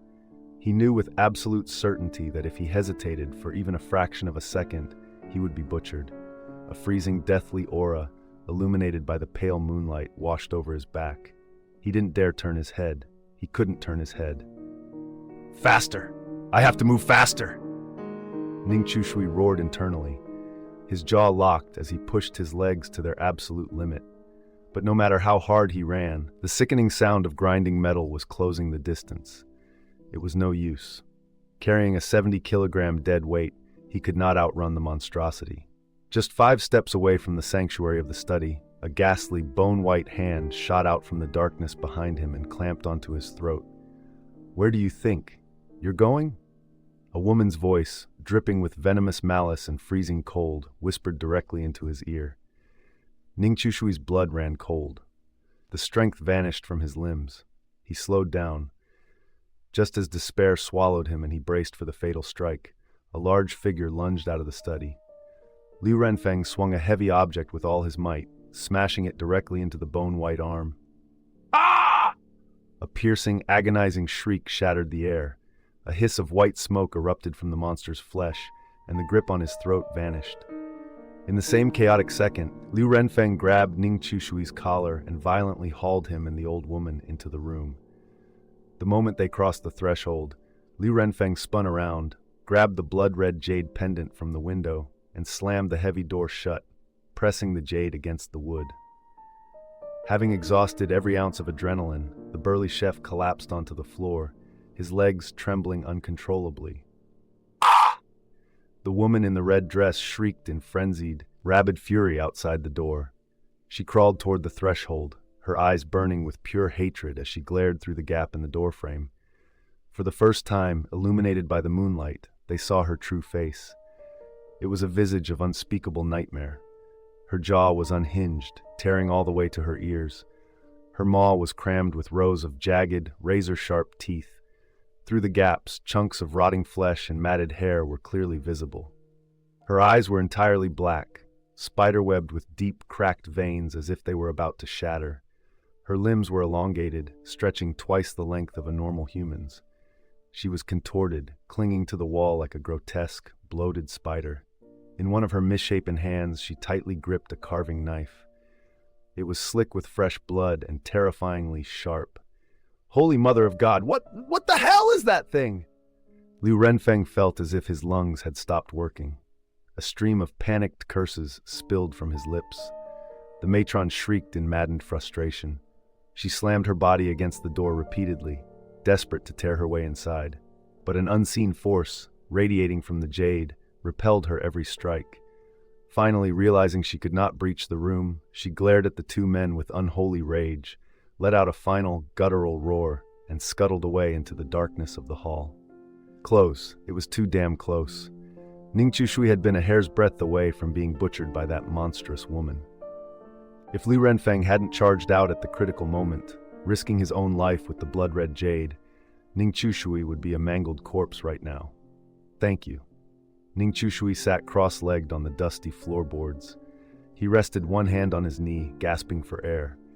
That encounter had been a genuine brush with death. Li Renfeng slapped his trembling legs, trying to stop the violent shaking. He shook his head. I should be thanking you. If you hadn't brought me up here, I would have been eaten by that terrifying bitch sooner or later. He let out a sudden ragged laugh. It was the raw, unrestrained joy of surviving the impossible. Li Renfeng collapsed onto his stomach, laughing like a madman. It took a long time for him to finally calm down and regain his composure. Right, brother. What about the others? Li Renfeng helped the paralyzed old woman sit up. After confirming she was unharmed, he turned back to Ning Chushui.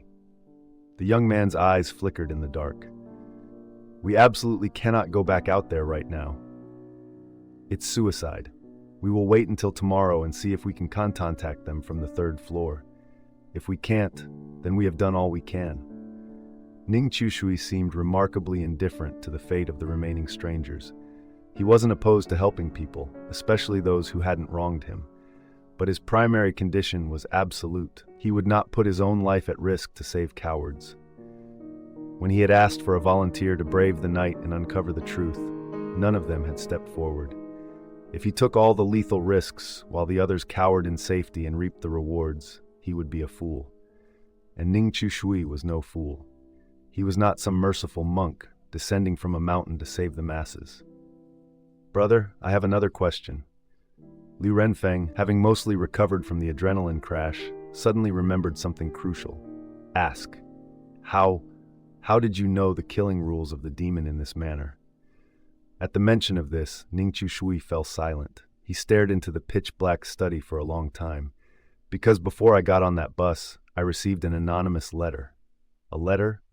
Yes, it contained a photograph and a few sentences. Ning Chushui slowly recited the cryptic lines. When the wind blows, do not light the lamp. When the rain falls, do not burn the candle. In the day, do not climb the stairs. In the night, do not close your eyes. Hearing the 4 rules, Li Renfeng's eyes widened in sheer disbelief. Brother, you are unbelievable. You had a master guiding you from the shadows. So, where's the photograph? Ning Chushui shot him a look. A strange light danced in his eyes. You want to see it? Li Renfeng hesitated. Is it not convenient? If it's a secret, then... Before he could finish, Ning Chushui reached into his black checkered shirt. He pulled out a slightly yellowed photograph and turned the front toward the chef. The moment Li Renfeng saw the image, his pupils shrank to pinpricks. No way. Under the pale moonlight, Li Renfeng stared at a portrait of a person. The person in the photo was none other than Li Renfeng himself. The two men stared at each other over the thin piece of paper. The silence stretched on, heavy and suffocating. Li Renfeng only saw his own face. He didn't see the text written on the back. On the reverse side of the yellowed photograph, a single line of black ink was written. A friend worth making, but 100,000 questions why. Li Renfeng reached out, wanting to take the photo for a closer look, but Ning Chushui smoothly tucked it back into his shirt. He offered a faint smile. Surprised, aren't you? I was surprised too. At first, I thought it was a sick prank. Or perhaps someone got the wrong address. But when I woke up on that bus and saw your face, I realized this was far beyond a simple joke. The driverless bus, the supernatural fog, the crimson door, and all of us trapped inside. There is an unseen hand manipulating every single aspect of this nightmare. Li Renfeng let out a bitter laugh. Brother, forgive me for speaking bluntly, but in the real world, no one has the power to orchestrate something like this. You saw what happened outside. This is fundamentally beyond human capability. Ning Chushui fell silent. He didn't argue the point. But every single detail in that cryptic letter had come true. The bizarre crimson door, the twisted killing rules, and a total stranger whom he had never met, who was willing to risk his life to save him. It was a terrifying realization. It felt as if unseen eyes were constantly watching his every move from the shadows. They spoke no more that night. They had barely slept the first night, and the extreme tension of their recent escape finally took its toll. As the adrenaline faded, an overwhelming wave of exhaustion crashed over them. It wasn't until dawn broke the next morning that a horrific scream from the second floor shattered the quiet of the villa. Obviously, someone else had died. But what terrified the survivors on the second floor even more than the new corpse was the realization that 3 people were missing. Not only had Ning Chushui, their pillar of psychological support, vanished, but so had their main objective. The Crimson Door had tasked them with caring for the bedridden old woman for 5 days. With the old woman gone, what exactly were they supposed to care for? From their sanctuary on the 3rd floor, Ning Chushui and Lu Renfeng listened to the panicked voices below. They quickly deduced that the man named Beidao had been the victim last night. He had been eaten. Sob. They are all gone. Were they all? Sob. I'm so scared. I don't want to die here. Yan Yuping's broken, hysterical weeping drifted up from the 2nd floor. Lu Renfeng leaned out the window and shouted at the top of his lungs, trying to communicate with them. But their voices seemed trapped on the 3rd floor. No matter how loud Lu Renfeng roared until his throat was raw, no one came to their rescue. In fact, it seemed no one could hear him at all. Enough. Stop shouting. Seeing Lu Renfeng's stubborn refusal to give up, Ning Chushui gently shook his head. Lu Renfeng felt a flash of irritation at Ning Chushui's apparent coldness. Brother, you are a doctor. There are 2 living, breathing people down there. We can't just abandon them. Isn't that a bit too? Ning Chushui closed his eyes. I may be a veterinarian, but the practice of medicine has 3 unsavables. Lu Renfeng paused, confused. 3 unsavables? What 3 unsavables? First, I won't save an animal that is absolutely certain to die. It is a waste of my energy. Second, I won't save an animal that is actively dying. It damages my own lifespan. Third, I won't save a diseased animal that carries an infection that could harm me. Lu Renfeng almost laughed out loud despite the grim situation. Are you kidding me? You are a veterinarian. If you won't save this one or that one, wouldn't you starve to death? Ning Chushui offered a faint, enigmatic smile. I am a veterinarian, yes, but that is not all I am. Who told you I rely solely on treating pets to make a living? Lu Renfeng threw his hands up in defeat. All right. Then what kind of animal will you save? Ning Chushui's answer was casual, yet carried a strange weight. I save the ones I find pleasing to the eye. Even if I know they cannot be saved, I will do everything in my power. No matter the cost. Lu Renfeng looked at him, slightly taken aback, before a genuine smile broke across his face. This kid, he was a truly fascinating character. After a moment, Lu Renfeng had an idea. He scribbled a warning on a piece of paper, tied it to the end of a heavy curtain cord, and began repeatedly tapping it against the window of the 2nd floor below. If their voices couldn't penetrate the unnatural barrier between the floors, perhaps physical sound could grab their attention. But after only 2 taps, the thick, heavy-duty curtain cord inexplicably snapped. Lu Renfeng pulled the severed end back into the room. He tugged at it experimentally, muttering to himself, "This isn't right. This cord is incredibly strong. How could it snap so easily?" He tried again with a different cord. The exact same thing happened. The bizarre phenomenon sent a chill down his spine. He felt a sinister, probing gaze wash over him. Realizing the danger, he immediately abandoned his attempt to warn the others. What happened? Ning Chushui asked casually, seeing him give up. Lu Renfeng wiped cold sweat from his brow. I felt like something was staring right through me. If I kept trying... He didn't need to finish the sentence. Ning Chushui understood perfectly. Clearly, the rules of the manor dictated that the 3rd floor was completely isolated from the rest of the house. Attempting to breach that isolation and communicate with the lower floors was a violation of the Crimson Door's laws. Doing so would invite a horrific backlash. Damn it, those 2 really are completely at the mercy of fate now. Lu Renfeng sighed heavily. He sat down next to the skeleton by the window and picked up the dusty diary again. After flipping through the pages, he asked, "Brother, what do you think that monster outside actually is?" Ningqiu Shui pondered for a moment. Based on the diary, that terrifying matron is somehow connected to this little girl. Her parents definitely knew something was wrong. But as for the specifics, we have no way of knowing right now. Perhaps, if we make it back alive, we can ask the man in the suit. Li Renfeng nodded slowly. For the next 3 days, they remained barricaded inside the study. They ate, drank, and slept in the narrow space. Fortunately, the supplies Li Renfeng had scavenged were more than enough to sustain them. Survival in the locked room was not an issue. As for the 2 survivors on the lower floors, they could not endure the final 3 days. On the night of the 3rd day, Shigui's was hunted down and devoured by the matron. This left Yan Yuping entirely alone. Her mind finally snapped under the crushing weight of absolute terror. She fled the villa, running blindly into the torrential rain. Her fate was sealed the moment she crossed the threshold. Li Renfeng felt a pang of sorrow. They had traveled together, however briefly, and they weren't bad people, but the sorrow faded quickly as the hours ticked by. In the dead of night on the 5th day, the 2 men were jolted awake by a sudden, blaring horn outside their window. They scrambled to their feet and peered through the iron bars into the driving rain. A battered bus was idling in front of the manor gates, its horn blaring a steady rhythm. They recognized it instantly. It was the exact same bus that had dragged them into the fog. "Ah, the bus is here! It's here!"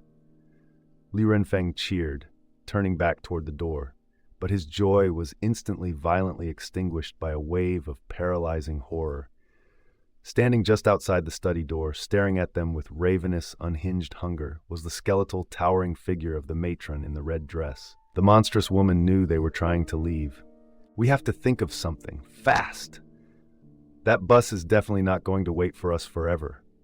Ningqiu Shui's eyes darted frantically around the room, searching for anything to pry the iron bars off the window. Just as panic began to set in, the paralyzed old woman spoke. Her voice was incredibly weak, but in the tight confines of the study, they heard her clearly. "Young men, push me out!" They slowly lowered their gaze to the old woman. Her expression was surprisingly serene. A brief flicker of absolute lucidity had returned to her eyes. It seemed that after enduring such prolonged, agonizing torture, she finally wanted it all to end. When it is eating, it cannot do anything else. Push me out. While it is eating me, use the time to run. Never come back. Li Renfeng's eyes widened in shock. "No. Lord above, brother. Are you really going to push an old woman out there?" Ningqiu Shui's voice was devoid of emotion. "If we push her, 1 person dies. If we don't, 3 people die." The old woman offered a weak, tragic smile. "He is right. I will not blame you. Living, for me, is nothing but agony. Consider it a good deed. Help me find release." Hearing her desperate plea, Li Renfeng cast aside his hesitation. He gritted his teeth, grabbed the old woman alongside Ningqiu Shui, and shoved her directly into the path of the matron. Initially, the matron hadn't planned on eating the old woman. She was the bait needed to lure future caretakers. But having been starved for 2 days, the monster simply could not resist the fresh meat delivered right to her maw. She raised the carving knife and plunged it brutally into the old woman's chest and abdomen. The horrific, savage butchery that followed made Li Renfeng gag. "Go!" Ningqiu Shui snatched the blood-red jade from the windowsill. The 2 men bolted, sprinting right past the matron as she gorged herself in a frenzy. The bone-chilling cold radiating from the monster's hateful glare made their legs feel like jelly. But the old woman hadn't lied. While the matron was eating, she was completely paralyzed by her gluttony. She could not stop them. "Hurry!" Ningqiu Shui roared, glancing back over his shoulder. "She eats fast." Li Renfeng led the charge. Cold sweat poured down his face. He gritted his teeth and practically threw himself down the stairs. Crash! He slammed his shoulder into the heavy front doors, bursting out into the storm. The yellow headlights of the idling bus pierced the darkness like a beacon of salvation from heaven itself. Just as Ningqiu Shui cleared the manor doors, an earth-shattering, demonic roar erupted from the 3rd floor. A cacophony of horrific crashes and thuds echoed through the empty house. The matron? was coming. "Brother, hurry! Hurry up!" Liu Renfeng didn't board the bus. He stood on the bottom step, screaming into the rain, reaching his hand out for Ning Chushui. As Ning Chushui closed the distance, Liu Renfeng grabbed his arm and hauled him violently onto the bus. Right on their heels, the grotesque, spider-like matron scrambled out of the manor doors, her elongated limbs thrashing wildly. She was mere steps behind Ning Chushui. But the moment Ning Chushui's feet hit the floor of the bus, the matron slammed to a halt. She shrieked in frenzied, impotent rage, glaring murderously at the two men inside. Yet she did not take a single step closer. It was as if this vicious, unstoppable slaughterer was profoundly terrified of the battered vehicle. Finally, realizing her prey was lost, she slowly turned her grotesque body and vanished back into the heavy rain, retreating into the shadows of the ancient manor. Sitting safely back on the driverless bus, Ning Chushui and Liu Renfeng finally let out the massive breaths they had been holding. We actually survived." Liu Renfeng slumped in his seat, panting heavily. He stared out the rain-streaked window, watching the terrifying, elongated figure of the matron retreat back into the ancient manor. Only then did he realize his legs were completely numb and trembling like jelly. "We did," Ning Chushui replied simply. A heavy silence settled over them. 5 days had passed. 7 people had boarded this bus. Now, only 2 remained. An inexplicable sadness washed over Liu Renfeng. He hadn't been particularly close to the others, but witnessing them die so gruesomely right in front of him left a lingering, traumatic weight on his soul. He knew just how close he had come to sharing their horrific fate. If it weren't for Ning Chushui, he would be another mangled corpse rotting on the 3rd floor. Shortly after they sat down, the doors hissed shut and the bus slowly began to move. Soon, the torrential rain faded, and the vehicle plunged back into the thick, unnatural fog. Exhausted beyond measure, the 2 men drifted into a deep, dreamless sleep. When they finally woke up, it was early morning of the following day. Ning Chushui stretched his stiff muscles and looked out the window. They had arrived back at the courtyard of the Black Manor. "Hey, Brother Liu, wake up!" Ning Chushui shook Liu Renfeng's shoulder. The chef jolted awake, screaming in terror. "The ghost! The ghost is here! Run!" Ning Chushui watched the panicked man in silence, thinking to himself that the poor guy was truly pitiful. Being hunted by a monster behind the crimson door was bad enough. Now he had to work overtime running from it in his nightmares. After frantically rubbing the sleep and cold sweat from his eyes, Liu Renfeng finally recognized Ning Chushui. He let out a massive sigh of relief. "Brother, you scared the hell out of me!" Ning Chushui pointed toward the black courtyard outside. "Get off the bus. We're here." The 2 men stepped off the vehicle and walked back into the Black Manor. Upon entering the main hall, they found only one person waiting for them. It was the strikingly beautiful youth. He looked like a delicate porcelain doll. His skin was pale and flawless, and his frame was remarkably slender. If he didn't speak, almost anyone would mistake him for a girl. "Why are you the only one here?" Liu Renfeng asked, frowning. Seeing the 2 men return alive from the crimson door, the youth's demeanor was significantly warmer than their first meeting. Uncle Yan had some matters to attend to. He returned to the real world. Sister Xiao Xiao is guiding newcomers through their first crimson door, and the other guy is in the kitchen cooking. Ning Chushui's eyes flashed with interest. "We can return to the real world?" The youth poked the embers in the brazier with an iron tongue. "Why not? You arrived on a bus. Naturally, you can return on a bus." Sigh.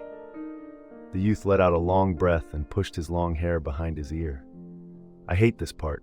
Every time newcomers arrive, I have to explain the same things until my throat is dry. The worst part is, sometimes I explain the rules today, and they are dead by next week.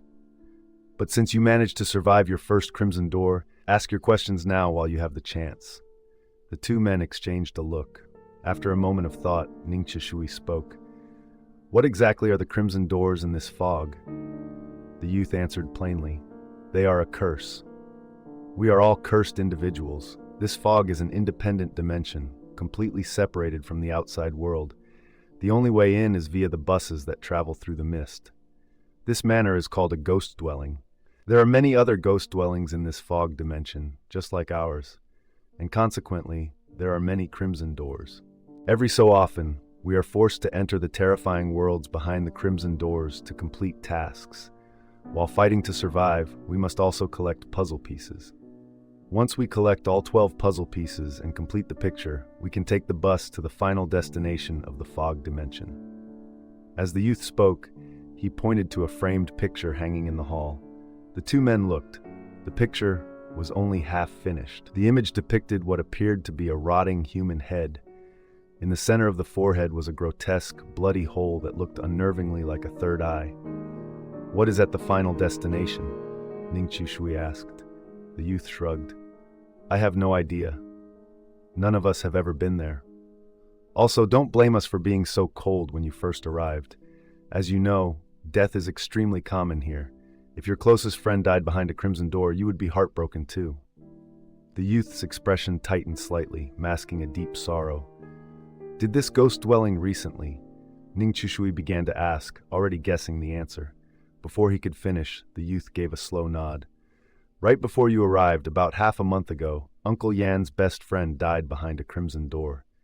And Sister Xiao Xiao's closest friend, Shanji, committed suicide shortly after. So the mood here has been very grim." Recalling the suffocating, depressive atmosphere in the hall when they first arrived, the two men finally understood. "All right, it's almost time to eat. After the meal, if you don't want to stay here, you can wait at the bus stop outside the manor. In exactly 1 week, it will be your turn to enter your second crimson door. The bus will arrive early to pick you up." At the dining table, the four of them sat in silence, eating their food. "To be honest, your cooking isn't that great," Liu Renfeng muttered after taking a few bites. Meng Jun, the man who had cooked the meal, looked up. He fixed Liu Renfeng with a dead, icy stare. "If you don't like it, you can wash the dishes, or you can cook it yourself." Liu Renfeng was naturally loud and hot-tempered. He was about to snap back, but meeting Meng Jun's gaze, he physically flinched. Meng Jun's eyes were terrifying. In that split second, Liu Renfeng felt as if a cold blade was pressed directly against his throat. He was absolutely certain. This man named Meng Jun had killed people before. However, Liu Renfeng wasn't one to back down completely. He stiffened his neck and retorted, "Fine, I'll do it myself. Let me make this clear right now. From today onward, I, Liu Renfeng, am the head chef of this ghost dwelling. As long as I am here, none of you are allowed in the kitchen. Whatever you want to eat, I will make it." He tried his best to sound tough and unyielding. Ningqiu Shui couldn't help but smile. During the meal, he learned more about the four veterans of their ghost dwelling. Liang Yan was the leader, holding the title of dwelling master. He had been here the longest. The beautiful youth, Tian Shun, was an orphan who relied solely on his younger sister. Meng Jun, the intimidating chef, was Liang Yan's best friend in the real world. He was a former soldier who had fought on the border battlefields. The stunningly beautiful woman, Bai Xiaoxiao, was an enigma. No one knew anything about her background, only that in the outside world, she was incredibly capable and dangerous. As they ate, Ningqiu Shui casually mentioned the terrifying matron in the red dress from their first crimson door. But upon hearing the description, both Meng Jun and Tianxun fell completely silent. "Hey, why aren't you two saying anything?" Liu Renfeng asked, noticing their sudden brooding silence. The moment he spoke, Meng Jun picked up his empty bowl and chopsticks and stood up. "I'm full." His voice was devoid of all emotion.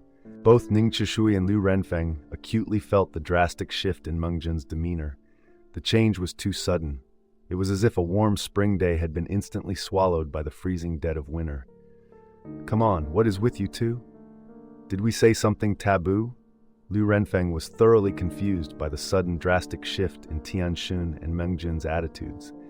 It felt as if he had inadvertently cursed their entire lineage. Tianxun's face was dark. He let out a long, heavy exhale. "You two have the absolute worst luck." Ningqiu Shui and Liu Renfeng exchanged a sharp look. Ningqiu Shui furrowed his brow. "What do you mean?" Tianxun began to explain the terrifying mechanics of the world behind the crimson doors. The ghosts behind the doors are divided into two categories. The first are native entities, known as bound spirits. No matter how powerful they are, no matter how deep their resentment runs, once we complete the task and exit the crimson door, our entanglement with them is severed permanently. The second category is special. Although they are restricted by the rules of the Crimson Doors, they are not bound to a single location. After butchering all the NPCs in their immediate area, they will migrate to another location to continue their slaughter. The resentment of these ghosts is astronomically high. Usually, if you encounter one in a previous Crimson Door, your subsequent doors will be directly connected to their storyline. The difficulty level and mortality rate of these sequential Crimson Doors are exponentially higher than standard ones. He paused, a flicker of genuine pity crossing his face. I don't know what kind of karmic debt you two owe to encounter this type of entity on your very first run. No wonder you are the only survivors. But this is likely the end of the road for both of you. I am not trying to curse you, but you should go home, write your wills, and get your affairs in order. Say a proper goodbye to your family and friends. Tianxun sighed heavily. He picked up his empty bowl and walked into the kitchen. Only then did Ning Qiushui and Liu Renfeng understand the sudden, chilling shift in demeanor. In the eyes of the veterans, the two of them were already dead men walking. Is it really impossible to survive? Liu Renfeng demanded. If we survived that monster once, we can survive it a second or a third time. They think we won't make it past the next Crimson Door? We'll stay alive just to spite them. Liu Renfeng's words were tough, but Ning Qiushui could hear the faint, irrepressible tremor in his voice. After finishing the dishes, Tianxun led the two men to their designated rooms in the ghost dwelling. To their surprise, their living quarters were not inside the suffocating black manor. They were housed in a row of single-story bungalows behind the garden. Though the rooms were cold and sparse, the environment was infinitely more bearable than the oppressive gloom of the main house. Tianxun handed them their keys, gave a few brief instructions, and headed back to the manor to watch TV. Although their bungalows were equipped with televisions, the screen in the main hall was much larger. Burning with unanswered questions, Ning Qiushui and Liu Renfeng decided not to return to the real world just yet. They wanted to wait for the dwelling master, Liang Yan, to return so they could ask him about their next Crimson Door. But as the night wore on, no one returned to the manor. They decided to wait one more day. In the dead of night, unable to sleep, Ning Qiushui stepped out into the garden for some fresh air. Faint voices drifted from the manor. He frowned and crept toward the back door to listen.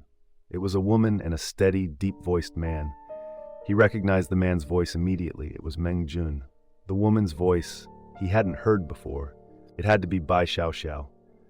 Xiao, are you absolutely sure you aren't mistaken? What, you don't believe me? You know the bond between Yan and Mang. If he finds out Mang's death was caused by a person, he will absolutely not let it go.